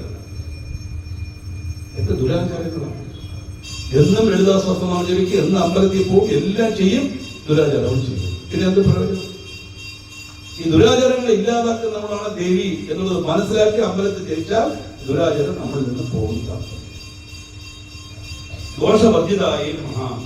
കാമക്രോധ ദോഷങ്ങളില്ലാത്തവൾ ദേവി. 14 ദുർഗുണങ്ങൾ മായയ്ക്കുള്ളിലുള്ള മനുഷ്യർക്കാണ്. കാമം, ക്രോധം, ലോകം, മോഹം, മതം, മാത്സര്യം, ഡംഭം, ദർപ്പം, ഇരുട്ട, അസൂയ, വിഷയ, അഹങ്കാരം, രാഗം, ദ്വേഷം. കാമം എന്ന് പറഞ്ഞാൽ ഡിസൈർ, ക്രോധം, കോപം, മോഹം, കാമക്രോധം, ലോപം, വിശക്ക്, അന്യന് മുതൽ ആഗ്രഹിക്കുന്നത്. കാമക്രോധ, ലോപ, മോഹം വേണമെന്നുള്ള ആഗ്രഹം. മതം, മാത്സര്യം, മത്സരബുദ്ധി. മത്സരബുദ്ധി നല്ലതല്ലേ? ചോദിച്ചാൽ മത്സരബുദ്ധി നല്ലതാണ്. ഒരാളെ കണ്ടിട്ട് അവരുടെ റോൾ മോഡലായിട്ട് എടുത്തിട്ട് നമ്മൾ അതുപോലെ ആകണം എന്ന് പറഞ്ഞ് വിചാരിച്ച് അവരുടെ ആ ഒരു ഉയർച്ച എനിക്ക് ഉണ്ടാകണം എന്ന് പറഞ്ഞ് നമ്മൾ വർക്ക് ചെയ്യാം, കുഴപ്പമില്ല. അവിടെ സാധിച്ചില്ലെങ്കിലോ? നമുക്ക് സാധിക്കാത്തത് അവന് സാധിച്ചല്ലോ എന്നുള്ള തോന്നൽ വന്നില്ലെങ്കിൽ അവനോട് വിരോധം വരും, പ്രതികാരം ചെയ്യാനുള്ള ബുദ്ധി വരും. അല്ലേ? അങ്ങനെ പ്രതികാരമോ ദേഷ്യമോ ഉണ്ടാക്കുന്ന രീതിയിലുള്ള മത്സര ബുദ്ധി ചീത്തയാണ്. അതാണ് അവിടെ മാത്സര്യം. അത് മാത്സര്യം. ലംബം, ഇല്ലാത്തതുള്ള പോലെ കാണിക്കുന്ന ലംബം. ദർപ്പം, അത് തന്നെ അഹങ്കാരം. രാവണദർപ്പ വിനാശകലിംഗം. ദർപ്പം, എല്ലാ അഹങ്കാരം, മമത എല്ലാം അതിന്റെ ഗ്രാവിറ്റി അനുസരിച്ച് പേരുകൾ മാറുന്നേ ഉള്ളൂ. എത്രത്തോളം ഉണ്ട് എന്നുള്ളതാണ്. ലംബം, ദർപ്പം, ഈർഷ. ഈർഷ എന്ന് പറഞ്ഞാൽ വെറുപ്പല്ല, എന്നാലും ശരിയാവില്ല, ഞാൻ അവിടെ പോകില്ല, എനിക്കവിടെ ശരിയാവില്ല, എന്തോ ഒരു തടസ്സം നമുക്ക്. ചിലരെ കണ്ടാൽ തന്നെ ആ പരിചയമേ വേണ്ട, ചിലരെ കണ്ടാൽ തന്നെ എന്തോ ഒരു നമുക്കൊരു അകൽച്ച തോന്നും. പൂർവ്വജന്മ വൈരാഗ്യമായിരിക്കാം, ഇല്ലെന്ന് പറയുന്നില്ല. ചിലരെ കണ്ടില്ലെങ്കിൽ തന്നെ പറഞ്ഞത് ആരത് നമ്മൾ അവരുമായി സംസാരിക്കാൻ തോന്നും. അത് നല്ല ബന്ധമായിരിക്കാം, മേ ബി, ഇല്ലെന്ന് പറയുന്നില്ല. ആ ഈർഷ, അസൂയ, എന്റെ അർത്ഥം നമ്മൾ പറയേണ്ട കാര്യമില്ല. നമുക്കില്ലാത്തത് വേറൊരാൾക്കുണ്ടല്ലോ എന്ന് വിചാരിക്കുമ്പോൾ അസൂയ വരും. അത് വരാതിരിക്കാൻ എന്ത് ചെയ്യണം എന്ന് പറഞ്ഞാൽ നമ്മുടെ ജീവിതത്തെ എപ്പോഴും നമ്മളെക്കാലം താഴ്ന്ന ആളുകളുമായിട്ട് കമ്പയർ ചെയ്ത് നോക്കും. ഇങ്ങനെ നോക്കി അസൂയ വരും. അപ്പൊ അവരെക്കാളും ഞാൻ സേഫാണ്, അല്ലേ? സന്തോഷം. സൈക്കിൾ മാത്രം വെച്ചവൻ സ്കൂട്ടറുള്ളവൻ, സ്കൂട്ടർ ഉണ്ടല്ലോ, നമ്മുടെ സൈക്കിളല്ലേ ഉള്ളൂ. ഈ സ്കൂട്ടറുള്ളവൻ കാറുള്ളവനെ നോക്കുമ്പോഴാണ് അസൂയ വരുന്നത്. ഇത് മനുഷ്യന്റെ സ്വഭാവം, എല്ലാം ഹ്യൂമൻ ബ്ലഡിലും ഉണ്ടാകും. അത് ഇല്ലാതാവാൻ ഈശ്വര വിചാരം കൊണ്ട് മാത്രമേ സാധിക്കുകയുള്ളൂ എന്നാണ് 14 ദുഃഖങ്ങളുടെ കാര്യം പറയുന്നത്. ഇങ്ങനെ കാമക്രോധാദികളെ ഇല്ലാതാക്കുന്നവൾ ദേവി. സർവജ്ഞായ എല്ലാം അറിയുന്നവൾ. ദേവിക്ക് അറിയാത്തായിട്ട് ഒന്നുമില്ല. നമ്മൾ എന്ത് കാര്യം ചെയ്താലും 2 പേരറിയും. ഒന്ന് നമ്മുടെ മനസ്സാക്ഷി, ഇന്നൊന്ന് ഈശ്വരൻ. 2 പേരെ മറിച്ച് ഒന്നും ചെയ്യാൻ സാധിക്കുക. എന്ത് ചെയ്താലും രഹസ്യമായി വാട്സാപ്പിൽ മെസ്സേജ് അയച്ചാലും നമ്മുടെ മനസ്സിനും അറിയാം, ദൈവത്തിനും അറിയാൻ പറ്റും. എല്ലാവരുടെ വാട്സാപ്പിന്റെയും ബാക്കപ്പ് അവിടെ പോവും. എന്ത് കാര്യം മനസ്സിൽ നനച്ചാൽ, എന്ത് കാര്യം നമ്മൾ ചെയ്താലും ഈശ്വരനെ മറച്ച് ചെയ്യാൻ സാധിക്കുകയില്ല. സർവജ്ഞാണ്, സാന്ദ്ര കരുണാലയമാണ്, അത്യന്തം കരുണാത്രയാണ് ദേവി. കരുണയ്ക്ക് പറഞ്ഞാൽ അതിന്റെ ഒരു ഉറവിടമാണ് ദേവി എന്നർത്ഥം. സാന്ദ്ര കരുണാലയമാണ്. സമാനാധിക വർജിതായ, അവൻ തനിക്ക് സമാനമായോ തന്നെക്കാളും വലുതായോ ഒരു ശക്തി ഇല്ലാത്തവൾ ദേവി. ഈ ഓരോന്നും പറയുമ്പോൾ ദേവി ദേവി ദേവി എന്ന് പറയുന്നില്ല. അപ്പൊ ദേവൻ ഇല്ലേ എന്നുള്ള തോന്നൽ വരരുത്. ലളിതാസഹസ്രനാമമായതുകൊണ്ട് ദേവി എന്ന് പറയുന്നു. ഇതേ ഞാൻ 27-ാം തീയതി ഗണപതി വിനായകമായി സംസാരിക്കാൻ ഇതേ വേദിയിൽ വരും. അപ്പൊ ഞാൻ എല്ലാം വിനായകൻ എന്ന് പറയും. 2 ആഴ്ച മുമ്പ് സാറെല്ലാം ദേവി എന്ന് പറഞ്ഞല്ലോ, വിനായകൻ എന്ന് പറയുന്നല്ലോ എന്നുള്ള ചോദ്യം വരും. കാരണം എന്താ? ദേവി വേറെ വിനായകൻ വേറെ അല്ല, ബ്രഹ്മം ഒന്നേ ഉള്ളൂ. അത് ഇപ്പോ ലളിതാസഹസ്രനാമം മുഖേന ആ ബ്രഹ്മത്തെ എക്സ്പ്ലെയിൻ ചെയ്യുമ്പോൾ ദേവി എന്ന് പറയും. വിനായക പുരാണം എടുത്ത് പറയുമ്പോൾ വിനായകൻ, ഇതേ സ്കന്ദപുരാണം എടുത്ത മുരുകൻ എന്ന് പറയും, ശിവപുരാണം എടുത്ത പരമേശ്വരൻ. അത്രയേ ഉള്ളൂ. കാരണം ബ്രഹ്മത്തിന് നിറമില്ല, മണമില്ല, രൂപമില്ല. ആ ശക്തിയെ നമ്മൾ എങ്ങനെ വർണ്ണിക്കും? അതുകൊണ്ട് ദേവി എന്ന് പറയുന്നത്. സഭാധിക വർദ്ധിതായ സർവശക്തിമയേന, സമസ്ത ശക്തികളും തികഞ്ഞവൾ ദേവി. ദേവിയെ കൊണ്ട് പറ്റാത്തതായിട്ട് ഒന്നും തന്നെ ഇല്ല എന്ന് പറഞ്ഞാൽ എല്ലാ ശക്തികൾക്കും അതീതമായത് ഈശ്വരശക്തി. സർവമംഗളായി, എല്ലാ മംഗളങ്ങൾക്കും കാരണക്കാരി, എല്ലാ മംഗളങ്ങളും ചെയ്യുന്നവൾ. മംഗളം മാത്രമേ ദേവി ചെയ്യുള്ളൂ. അമംഗളമായ ഒരു കാര്യവും ദേവി ചെയ്യില്ല. ഉപദ്രവിക്കുന്ന ഒരു കാര്യവും ചെയ്യില്ല. എന്തെങ്കിലും കഷ്ടമോ നഷ്ടമോ വന്നാൽ നമ്മുടെ പാപപുണ്യത്തിന് ഫലം നല്ലാതെ അതിന് ദേവിയോ ദേവനോ അതിന് ഉറപ്പല്ല. They are not responsible. എല്ലാം നമുക്ക് തന്നെ. നമ്മൾ എന്ത് നട്ടോ അതെല്ലാം മുളയ്ക്കുള്ളൂ. നെടുപ്പം ആലോചിക്കണം, എനിക്ക് ഇന്നത് വേണം. മാങ്ങ വേണമെങ്കിൽ മാവ് നടണം, ചക്ക വേണമെങ്കിൽ പ്ലാവ് നടണം. പ്ലാവ് നിട്ട് അതിനെ മുട്ടിൽ മാങ്ങ വന്നില്ലല്ലോ എന്ന് ചോദിച്ചാൽ കാര്യമില്ല. ദേവൻ നമ്മൾ നന്മ ചെയ്താൽ ഫലം നന്മയായിട്ട്. ചെറുതെറിയ പന്ത് പോലെ എത്ര ഫോഴ്സ് എടുക്കും അത്ര ഫോഴ്സിൽ തിരിച്ചു വരും. നന്മയ്ക്ക് ഫലം നന്മ, പുണ്യത്തിന്റെ ഫലം സുഖം, എല്ലാം ഫേവറായിട്ടുള്ളത്. പാപത്തിന്റെ ഫലം അൺഫേവറായിട്ടുള്ളത്. എന്തെങ്കിലും നമുക്ക് അൺഫേവറായിട്ടൊരു സംഭവം വന്നാൽ, കഷ്ടമാകട്ടെ, ദുഃഖമാകട്ടെ, സങ്കടമാകട്ടെ, എന്തെങ്കിലും ഒന്ന്, അതെല്ലാം നമ്മുടെ പാപത്തിന്റെ ഫലം നല്ലാതെ ആരും അതിന് കാരണക്കാരല്ല. അതുകൊണ്ട് മംഗളത്തെ മാത്രം ചെയ്യുന്നവൾ ദേവി. സദ്ഗതി പ്രദായിക, സദ്ഗതി നൽകുന്നവൾ. സദ്ഗതി എന്ന് പറഞ്ഞാൽ നമുക്ക് നല്ലൊരു ജീവിതം കൊടുക്കുന്നവൾ. ലൗകികമായ അർത്ഥം. ആത്മീയമായ അർത്ഥം എന്താണ്? സദ്ഗതി എന്ന് പറഞ്ഞാൽ മോക്ഷം. അതാണ് ഗതി. വീണ്ടും ഒരു ജന്മം നമുക്ക് ഉണ്ടാവില്ല, പേടിക്കുക വേണ്ട. ആ മോക്ഷത്തെ നൽകുന്നവൾ ദേവി. സദ്ഗതി പ്രദായിക. സർവേശ്വരി, എല്ലാവർക്കും ഈശ്വരിയായ ദേവി നമസ്കാരം. എല്ലാവർക്കും ഈശ്വരി എന്ന് പറഞ്ഞാൽ അത്തരം ദേവന്മാരും ദേവിയെ പൂജിക്കുന്നു എന്നാണ് നമ്മൾ പറയുന്നത്. ത്രയാണാം ദേവാനാം സൗന്ദര്യത്തെ വന്നിരിക്കുമ്പോൾ ദേവി എന്ന് പറഞ്ഞാൽ ഇവിടെ എന്താണ്? ഈ എല്ലാവരും പൂജിക്കപ്പെട്ടവൾ ദേവി എന്ന് പറഞ്ഞാൽ ബ്രഹ്മം. അതാണ് കാമാക്ഷി. കാ എന്ന് പറഞ്ഞാൽ ലക്ഷ്മി, മാ എന്ന് പറഞ്ഞാൽ സരസ്വതി. നമ്മൾ പറഞ്ഞില്ലേ, സരസ്വതിയാലും ലക്ഷ്മിയാലും പൂജിക്കപ്പെട്ടവൾ എന്ന് പറഞ്ഞു കഴിഞ്ഞാൽ അവിടെ ആ ബ്രഹ്മത്തെയാണ് നമ്മൾ ഉദ്ദേശിക്കുന്നത്. എല്ലാ ദേവന്മാരാലും പൂജിക്കപ്പെട്ടവൾ. സർവമയീനമായ, എല്ലാമായി ഇരിക്കുന്നവൾ ദേവി. ലോകത്തുള്ള എല്ലാ വസ്തുക്കളും, ചെറിയൊരു ആറ്റം മുതൽ ഏറ്റവും വലിയ ആന വരെ എല്ലാത്തിന്റെ ഉള്ളിലും ജീവനായിരിക്കുന്നത് ആ ബ്രഹ്മം തന്നെയാണ്. ലളിതാസഹസ്രനാമം എടുത്ത് പറയുന്നത് കൊണ്ട് ദേവി. വ്യത്യാസമില്ല. അപ്പൊ പിന്നെ ഇങ്ങനെ നമ്മൾ ഈ ഭേദം കാണിക്കും. എല്ലാം കൊണ്ട് തന്നെയല്ലേ. അങ്ങനെ ഒരു സമസ്ത ഭാവം വരണം. അത് പെട്ടെന്നൊന്നും വരില്ല. കാരണം അത് വരണം എന്നുണ്ടെങ്കിൽ അത്ര കണ്ട് ഉയർന്ന ചിന്തയിൽ നമ്മൾ അത്രയും അനുഭവിച്ച് ആ ഒരു വിരക്തി വന്നാലേ ആ ചിന്ത വരികയുള്ളൂ. അത് വരും. വരുമ്പോൾ മോക്ഷം ഡെഫിനറ്റായിട്ട് കിട്ടും. സർവമന്ത്ര സ്വരൂപിണിയനുമ, എല്ലാ മന്ത്രസ്വരൂപിണിയായിരിക്കുന്നവൾ ദേവി. 7 കോടി മഹാമന്ത്രങ്ങൾ ഉണ്ടെന്നാണ് പറയുന്നത്. 7 കോടി മഹാമന്ത്രങ്ങൾ.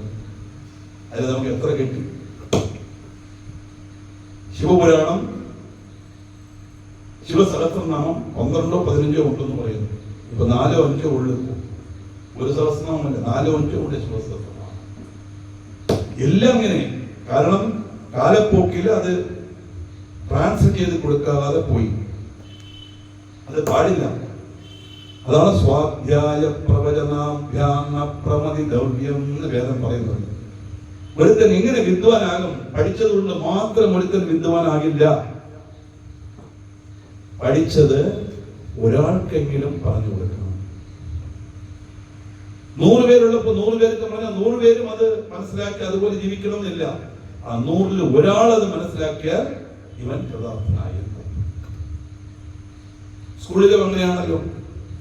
എല്ലാവരും ഒരേ പഠിപ്പിക്കുന്നു, എല്ലാവർക്കും ഒരേ ടെക്സ്റ്റ് ബുക്ക് തന്നെ, ഒരേ യൂണിഫോം. അതുകൂടെ ഉണ്ട്. പണ്ട് നമ്മുടെ കാലത്ത് അതൊന്നുമില്ല. എന്തിനാണ്? ഭേദം വരരുത്, നമ്മളെല്ലാം ഒന്നാണെന്നുള്ള ചിന്ത വരണം. അതാണ് യൂണിഫോമിന്റെ ലക്ഷണം തന്നെ. ഒരു കുട്ടി 90 മാർക്ക് വാങ്ങുന്നു, ഒരു കുട്ടി 85 മാർക്ക് വാങ്ങുന്നു, ഒരു കുട്ടി 70 മാർക്ക് വാങ്ങുന്നു. അത് പഠിപ്പിക്കുന്ന ടീച്ചറിന്റെ കുഴപ്പമല്ലല്ലോ. അത് ഇവരുടെ പാഠപുസ്തകത്തിൽ കുറച്ച് സബ്ജക്റ്റും അതിൽ കൂടുതൽ സബ്ജക്റ്റും അല്ലല്ലോ. അത് എങ്ങനെ അവർ ഉൾക്കൊള്ളുന്നോ അതനുസരിച്ച് ഇരിക്കും താല്പര്യം. അവിടെ നോക്കുന്നത് എങ്ങനെ എടുക്കും. നമ്മുടെ ജോലി ഒരാൾക്കെങ്കിലും അത് വിദ്യ പകർന്നു കൊടുക്കണം. അതാണ് വിദ്യാധനം സർവ്വജനാൽ പ്രധാനം എന്ന് പറയാറുണ്ട് അല്ലെ. കൊണ്ടുപോകില്ല ചോരന്മാർ, കൊടുക്കും തോറും ഏറിടും, മേന്മ നൽകും മരിച്ചാലും വിദ്യ തന്നെ മഹാധനം. ആദിശങ്കരന്റെ കാര്യം പറഞ്ഞുകൊണ്ടേയിരിക്കുന്നത്. അദ്ദേഹം ആ വിദ്യ എഴുതി വെച്ചത് കൊണ്ട്, പറഞ്ഞു തന്നതുകൊണ്ട് നമ്മൾ അദ്ദേഹത്തെ സ്മരിക്കുന്നത്. ഇല്ലെങ്കിൽ അതുപോലെ എത്രയോ പേരുണ്ട്, അവരൊന്നും നമ്മൾ സ്മരിക്കുന്നില്ലല്ലോ. ഒരു കള്ളനും മോഷ്ടിച്ച് കൊണ്ടുപോകാൻ പറ്റില്ല ഈ ധനത്തെ. വേറൊന്ന്, എൻ്റെ കയ്യിൽ 1 ലക്ഷം രൂപ ഉണ്ടായിരുന്നു. ഞാനത് കൊടുക്കാൻ തുടങ്ങിയ ഒരു പരിധിയാകുമ്പോൾ അതങ്ങ് തീരും അല്ലേ. പക്ഷെ വിദ്യ കൊടുക്കും തോറും ഏറിടും. ഇത് പറയും തോറും നമ്മൾ ഇതായിട്ട് വരും. ഞാൻ ഇന്നലത്തെ എപ്പിസോഡ് വന്നോ നോക്കാനായിട്ട് 1 മണിക്കൂർ മെനക്കെട്ട് മുഴുവൻ ശ്രദ്ധിച്ചു കേട്ടു. അപ്പോഴാണ് തോന്നി ഈ സ്ഥലത്ത് ഈ 2 കാര്യം കൂടി പറയാമായിരുന്നല്ലോ എന്ന് എനിക്ക് തോന്നി. ആ സന്ദർഭം വരുമ്പോൾ ഓർമ്മ വെച്ച് ഞാൻ പറയും.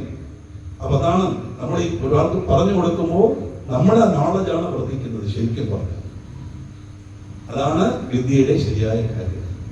അതുകൊണ്ട് നമ്മൾ പഠിച്ചാൽ മാത്രമല്ല മറ്റുള്ളവർക്ക് പറഞ്ഞു കൊടുക്കുകയും വേണം.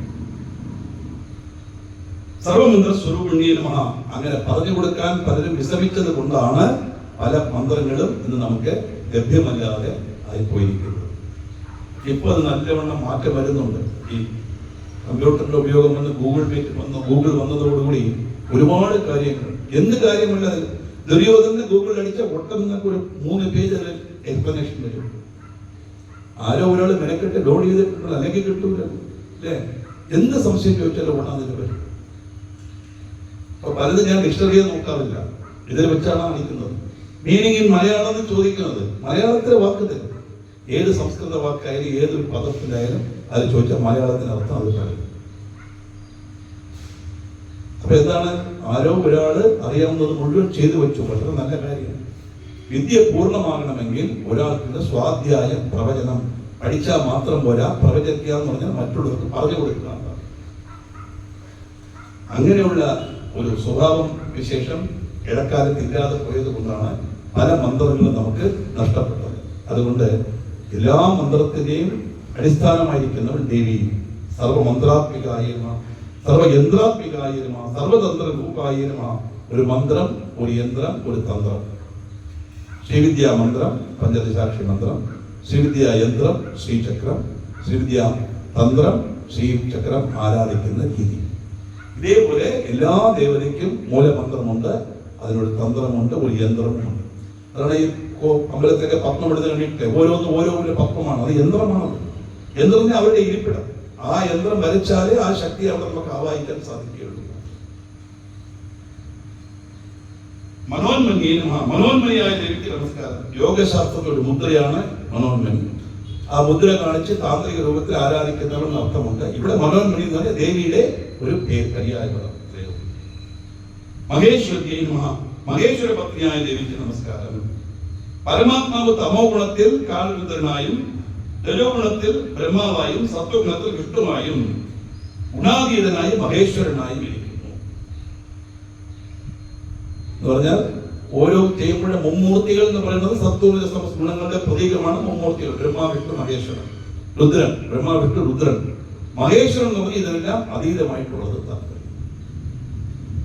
മഹാദേവിയെ നമഃ, അളക്കാൻ സാധിക്കാത്ത വലിയ ശരീരമുള്ളവൾ എന്നാണ് അർത്ഥം. കാരണം എന്താ, പ്രപഞ്ചം മുഴുവൻ നിറഞ്ഞിരിക്കുന്നതിന് നമ്മൾക്ക് എങ്ങനെ അളക്കാൻ പറ്റും? എത്ര എണ്ണം നീ എവിടെ നിന്ന് പിടിക്കും? ടേപ്പ് പിടിക്കാൻ പറ്റണ്ടേ? അത് തന്നെ അപ്രമേയോ ഋഷികേശ പത്മനാഭോ മരപ്രഭു മരപ്രഭു പത്മനാഭോ മരപ്രഭു. കുറച്ച് നീട്ടണം. പത്മനാഭോ മരപ്രഭു എന്ന് പറഞ്ഞാൽ മരത്തിന്റെ പ്രഭുവായി പോകും. അത് സാരമല്ല, മരത്തിന്റെ പ്രഭു അദ്ദേഹം തന്നെ, ഇല്ലെന്ന് പറയുന്നത് എല്ലാ ജീവജാലങ്ങളും അദ്ദേഹം തന്നെ. അവിടെ അമരപ്രഭുവാണ് പദം. അപ്രമേയൻ, പ്രമേയം എന്ന് പറഞ്ഞാൽ അളക്കാൻ പറ്റും. അപ്രമേയം അളക്കാൻ പറ്റാത്തത്. എന്തുകൊണ്ട് അളക്കാൻ പറ്റില്ല എന്ന് പറഞ്ഞാൽ ശരീരം ഉണ്ടെങ്കിലല്ലേ അളക്കാൻ പറ്റൂ. ശരീരം ഇല്ലല്ലോ, നമ്മൾ സങ്കല്പിച്ചതാണ്. ഇവിടെ ഉദ്ദേശിക്കുന്നത് ആ ബ്രഹ്മത്തെയാണ്. ദേവി വിഗ്രഹം നമുക്ക് അളക്കാൻ സാധിക്കും. ഇതിനൊരു അങ്കി വെള്ളിയിൽ ഉണ്ടാക്കണമെങ്കിൽ നമ്മൾ അളന്ന് കൊടുത്താലല്ലേ അവർ ഉണ്ടാക്കുള്ളൂ. അവരൊന്നും എടുക്കും, എത്ര നീളം, കഴുത്ത് എത്രയുണ്ട്, എവിടെ മുഖം വെക്കണം, എല്ലാം അളന്നെടുത്തിട്ട് ഓരോന്നും നോട്ട് ചെയ്ത് കൊണ്ടുപോയിട്ട് അതുപോലെ വെള്ളിയിൽ കൊണ്ടുവന്ന് ആക്കും. ഇത് 25 വൃത്തമായ ശബ്ദബ്രഹ്മം, ശ്രവണബ്രഹ്മം. അതുകൊണ്ട് നമ്മളെ സത്വം രജസ് 3 ഗുണങ്ങളോട് കൂടിയ സ്ത്രീ രൂപത്തിൽ നമ്മൾ സങ്കല്പിക്കുന്നു. ദേവനാണെങ്കിൽ പുരുഷ രൂപത്തിൽ സങ്കല്പിക്കുന്നു. ഇതേ ഉള്ള വ്യത്യാസം. ഇവിടെ അളക്കാൻ പറ്റാത്തെന്ന് പറയുന്നത് ആ ബ്രഹ്മത്തെ, അതാണ് മനസ്സിലാക്കുന്നത്. നിരാകാരായ നേതൃത്വത്തിൽ അതേപോലെ തന്നെ ആകാരമില്ലാത്ത പറഞ്ഞ പോലെ തന്നെ ഇവിടെ അളക്കാൻ പറ്റാത്ത മഹാലക്ഷ്മി മഹാലക്ഷ്മിയായ ദേവിക്ക് നമസ്കാരം. ദേവി തന്നെയാണ് തന്റെ ശക്തികളെ 3 അംശങ്ങളായി ശക്തികളായി മാറ്റി ബ്രഹ്മാവിനും വിഷ്ണുവിനും രുദ്രനും നൽകിയത്. ആദ്യം ബ്രഹ്മാവിനെ സൃഷ്ടിച്ചു. ആ ബ്രഹ്മാവിന് ശക്തിയായി ഒരു ശക്തിയെ നൽകി, അത് സരസ്വതി. വിഷ്ണുവിനെ സൃഷ്ടിച്ചു. വിഷ്ണുവിനെ സംരക്ഷിക്കുന്ന ആ ഒരു പ്രക്രിയ ചെയ്യാനുള്ള ശക്തിയായിട്ട് ലക്ഷ്മിയെ സൃഷ്ടിച്ചു. ദേവി തന്നെ ലക്ഷ്മിയുടെ രൂപത്തിൽ, ദേവി തന്നെ വിഷ്ണുവായി മാറി, ദേവി തന്നെ ബ്രഹ്മമായ സത്യകത്ര ബ്രഹ്മരൂപ ഗോത്രേ ഗോവിന്ദ രൂപി സംഭാഗ്യ രൂപ തിരോധാന കരീശ്വരി. അതിൽ നിന്ന് പറയുമ്പോൾ തിരോധാന കരീശ്വരി എന്ന് വായിച്ചാലോ? അങ്ങനെ വായിക്കാൻ പാടില്ല. കരീശ്വരിയാണോ ദേവി? ആലോചിച്ചോ. സിന്ദൂരാരുണ വിഗ്രഹാം തൃണയന, സ്വർണ്ണ നിറം എന്ന് പറയുന്നു. അരുണാം കരുണാതരംഗിരാക്ഷിയും എന്ന് പറയുന്നു. ദേവി ഇപ്പൊ കരീശ്വരി എന്ന് പറഞ്ഞാൽ നല്ല സുന്ദരിയായിട്ടല്ലേ ഇരിക്കണം, നല്ല വെളുത്ത നിറമാണ്. വെളുപ്പെന്ന് പറഞ്ഞാൽ നമ്മൾ ഉദ്ദേശിക്കുന്ന വെളുപ്പല്ല, ഗൗരവർണ്ണം, അതാണ് ശരിക്കും പറയുന്നത്. വെളുപ്പെന്ന് പറഞ്ഞാൽ അരയ്ക്കുമുണ്ട് വെളുപ്പ്, പാല് വെളുപ്പ്. ആ രീതിയിൽ തൊലിയുള്ള ഒരാളെ കണ്ടാൽ ആരെങ്കിലും ഇഷ്ടപ്പെടുമോ? അസുഖമാണെന്ന് വിചാരിക്കും അല്ലേ? നമ്മൾ വെളുപ്പ് എന്ന് പറഞ്ഞാലും ശരിക്കും ഉദ്ദേശിക്കുന്നത് മഞ്ഞൾ കലർന്ന വെളുപ്പ് നിറം. ഗൗരീനമാണെന്ന് പദത്തിൽ വരുന്നു. എന്തുകൊണ്ടാണ് പദം വന്നു? അതിനൊരു കഥയുണ്ട്. ശിവപുരം നത്രദാന സമയത്ത് പറയാം. ഗൗരവർണ്ണമുള്ളവളാണ്. അവരിപ്പോ കരീശ്വരി എങ്ങനെ വായിക്കും? അപ്പൊ അതെങ്ങനെ പറയണം? സത്യകത്രേ മരൂപ ഗോത്രേ ഗോവിന്ദരൂപിണി സംഹാരേ ധ്രുവ തിരോധാനകരീശ്വരി തിരോധാനകരി ഈശ്വരി. തിരോധാനകരീശ്വരി ചേർത്ത് പറയാം. തിരോധാന കരീശ്വരി എന്ന് പറയാൻ പറ്റും. അവിടെ നിർത്തരുത്, ശ്വാസം വിട്ടാൽ പോയി. മറ്റേ നേരത്തെ പറഞ്ഞ പോലെ അവിടെ കരീശ്വരി അല്ല, തിരോധാനകരി ഈശ്വരി. അതിനിവിടെ തിരോധാനകരി ഈശ്വരി എന്ന് പറയേണ്ട ആവശ്യമില്ല. തിരോധാനകരീശ്വരി, തിരോധാനകരി ഈശ്വരി, തിരോധാന കരീശ്വരി എന്ന് കരീശ്വരി എടുത്ത് പറയാൻ പാടില്ല. തിരോധാനകരി ഈശ്വരി. മഹാലക്ഷ്മി നമഃ. ബ്രഹ്മാവിന്റെ ശക്തി സരസ്വതി, വിഷ്ണുവിന്റെ ശക്തി മഹാലക്ഷ്മി, രുദ്രന്റെ ശക്തി പാർവതി, ശിവന്റെ ശക്തി. മൃഡപ്രിയായ നമഃ. സത്വഗുണാത്മകമായ ശിവന്റെ ഭക്തിയായ ദേവിക്ക് നമസ്കാരം. സുഖം എന്നാണ് മൃഡശബ്ദത്തിന് അർത്ഥം. സുഖം എന്ന് പറഞ്ഞാൽ 2 രീതിയിൽ. ഒന്ന്, ലൗകികത്തിൽ നമുക്കുള്ള സുഖം, നല്ല വീട്, നല്ല ആരോഗ്യമായ ശരീരം, എല്ലാ ആവശ്യം, AC കാറ് അല്ലേ, AC റൂം, എല്ലാം ഇതെല്ലാം സുഖം തന്നെയാണ് ലൗകികത്തിൽ. പക്ഷെ ഇതല്ലല്ലോ യഥാർത്ഥ സുഖം. ഉണ്ടെങ്കിൽ എത്ര നാള് AC ഇട്ട് കളക്കാൻ പറ്റും അല്ലേ? ഒരു പ്രായമായി കഴിഞ്ഞാൽ ശ്വാസം മുട്ടും, AC അണയ്ക്കും. AC അണച്ചില്ല, AC ഇട്ടിട്ട് തലവഴി തൊട്ട് കട്ടുള്ള പുട്ടപ്പെട്ട് പോലെ. ഇതെല്ലാം ടെമ്പററി നേച്ചറാണ്, നിരന്തരമായ സുഖം തരൂല. എന്നാലും അസുഖം ഉണ്ടാക്കി, ഇസ്നോഫിലിയ കൂട്ടും. സംശയമേ വേണ്ട കേട്ടോ. എന്ന് AC കിടന്നുറങ്ങിയിട്ട് AC കിടക്കുന്നതിന് മുമ്പ് ഇസ്നോഫിലിയ ചെക്ക് ചെയ്യുക. 1 മാസം AC കിടന്നതിന് പോയി ചെക്ക് ചെയ്താൽ ഡെഫിനറ്റ് ആയിട്ട് ഡബിളോ ത്രിബിളോ കൗണ്ട് കാണിക്കും. ഈ സുഖം തരുന്നെല്ലാം അതിന്റെ ആഫ്റ്റർ എഫക്ട് ഉപദ്രവമാണ്. പക്ഷെ ഒരു ഉപദ്രവവും ഇല്ലാതെ എന്ന് നന്മയെ മാത്രം ചെയ്യുന്നൊരു സുഖമുണ്ട്. അതെന്താണ്? ഈശ്വരാരാധന, ഈശ്വര വിശ്വാസം. അതിനെ നൽകുന്നവർ എന്നാണ് ശരിക്കുള്ള അർത്ഥം, ആത്മീയമായിട്ടുള്ള അർത്ഥം. മൃഡപ്രിയായ നമഃ. മഹാരൂപായ നമഃ. മഹത്തായ രൂപത്തോട് കൂടിയവൾ ദേവി. മഹാപൂജ്യായ നമഃ. മഹത്തുകളാൽ പൂജിക്കപ്പെട്ടവൾ, ത്രിമൂർത്തികളാലും പൂജിക്കപ്പെട്ടവൾ. എല്ലാവർക്കും അതീതമായിരിക്കുന്നത് ബ്രഹ്മസ്വരൂപം. മഹാപാപകനാശിനിയെ നമഃ. മഹാപാപങ്ങളെ ഇല്ലാതാക്കുന്നവൾ ദേവി. അറിഞ്ഞോ അറിയാതെയോ ചെയ്ത പാപങ്ങളെല്ലാം പരിഹാരം ദേവിയുടെ പാദങ്ങളെ സ്മരിക്കുകയാണ്. രാപതിക്കും കരണീയം സ്മരണീയം ചരാമമ്പളം. ദേവിയുടെ പാദയുഗം മാത്രമാണ് ആപത്ത് നമ്മളെ രക്ഷിക്കുന്നത്. മഹാമായ മഹാമായയാണ് ദേവി. മായ എന്ന് പറഞ്ഞാൽ ഇല്ലാത്തതിനെ ഉള്ളതായി നമ്മളെ ധരിപ്പിക്കുന്നത് മായ. നിങ്ങളുടെ മഹാമായയായ ദേവിയുടെ പ്രഭാവത്തെ വർണ്ണിക്കുന്ന ലളിതാ സഹസ്രനാമം 215 പദം വരെ നോക്കി ബാക്കിയുള്ളത് നമുക്ക് നാളെ ഇതുപോലെ നോക്കാം. ഇന്നലെ പറഞ്ഞ മാതിരി ഇന്ന് കുറച്ച് 2 പേർ പറഞ്ഞിട്ടുണ്ട്. ഇന്നലെ കല്യാണ സംഖ്യ അവരോടെല്ലാം പറഞ്ഞ് വരാൻ പറയണം. നല്ലൊരു സന്ദർഭമാണ്. ഇനി അങ്ങോട്ട് ധാരാളം ഭക്തഗീതനായി നമ്മളൊക്കെ ലോകശാസ്ത്രമൊക്കെ ഉള്ളതാണ്. നമ്മുടെ മനസ്സ് എങ്ങനെ ഇരിക്കണം എന്നുള്ളതാണ് അത് വർണ്ണിക്കുന്നത്. ഒക്കെ കേൾക്കാനുള്ള സൗകര്യമുണ്ട്. പിന്നെ വരാൻ പറ്റാത്തവർക്ക് എന്തെങ്കിലും അസുഖം കൊണ്ട് ഒരാൾ വന്നു 6 പോകണം, 95 വയസ്സ് അമ്മയുണ്ട് വീട്ടിൽ എന്ന് പറഞ്ഞു. അതൊന്നും നമുക്ക് നിർബന്ധിക്കാൻ പറ്റില്ല. അവർക്കെല്ലാം കേൾക്കാൻ വേണ്ടിയാണ് യൂട്യൂബ് ചാനൽ വിടുന്നുണ്ട്. അതേ ദുർഗാ പരമേശ്വരി സത്സംഗം എന്നാണ് ചാനലിന്റെ പേര്. D ക്യാപിറ്റൽ പരമേശ്വരി REE ഒരു സ്പേസ് വിട്ട് യെസ് സത്സംഗം എഴുതണം. കിട്ടിയില്ലെങ്കിൽ എൻ്റെ ഫോൺ നമ്പർ പറയാം. ഇല്ലെങ്കിൽ നാളെ നിങ്ങളെല്ലാം ഫോൺ കൊണ്ട് വന്നോളൂ. ആദ്യമേ പറയാം. ആ നമ്പർ സേവ് ചെയ്ത് വെച്ചിട്ട് വാട്സാപ്പിൽ ആയതൊരു മെസ്സേജ് അയച്ചാൽ ഈ ലിങ്ക് ഞാൻ അയച്ചു തരാം. ധാരാളം വീഡിയോസ് 125 വീഡിയോസ് അതിനകത്തുണ്ട്. ഇതുപോലെ കാര്യങ്ങൾ ഒരുപാട് ഞാൻ പറഞ്ഞിട്ടുണ്ട്. അതൊക്കെ നിങ്ങൾക്ക് മനസ്സിലാക്കാൻ സാധിക്കും. എല്ലാവർക്കും നന്മ വരട്ടെ എന്ന് പ്രാർത്ഥിച്ച് ദേവിയുടെ അനുഗ്രഹത്തിൽ ഇനിയുള്ള ദിവസങ്ങളിലും ധാരാളം ആളുകൾ വന്ന് ശ്രമിക്കാനുള്ള ഒരു സന്ദർഭം ഉണ്ടാകട്ടെ എന്ന് പ്രാർത്ഥിച്ചുകൊണ്ട് ലോകക്ഷേമത്തിനായി ഒരു മിനിറ്റ് ധ്യാനം.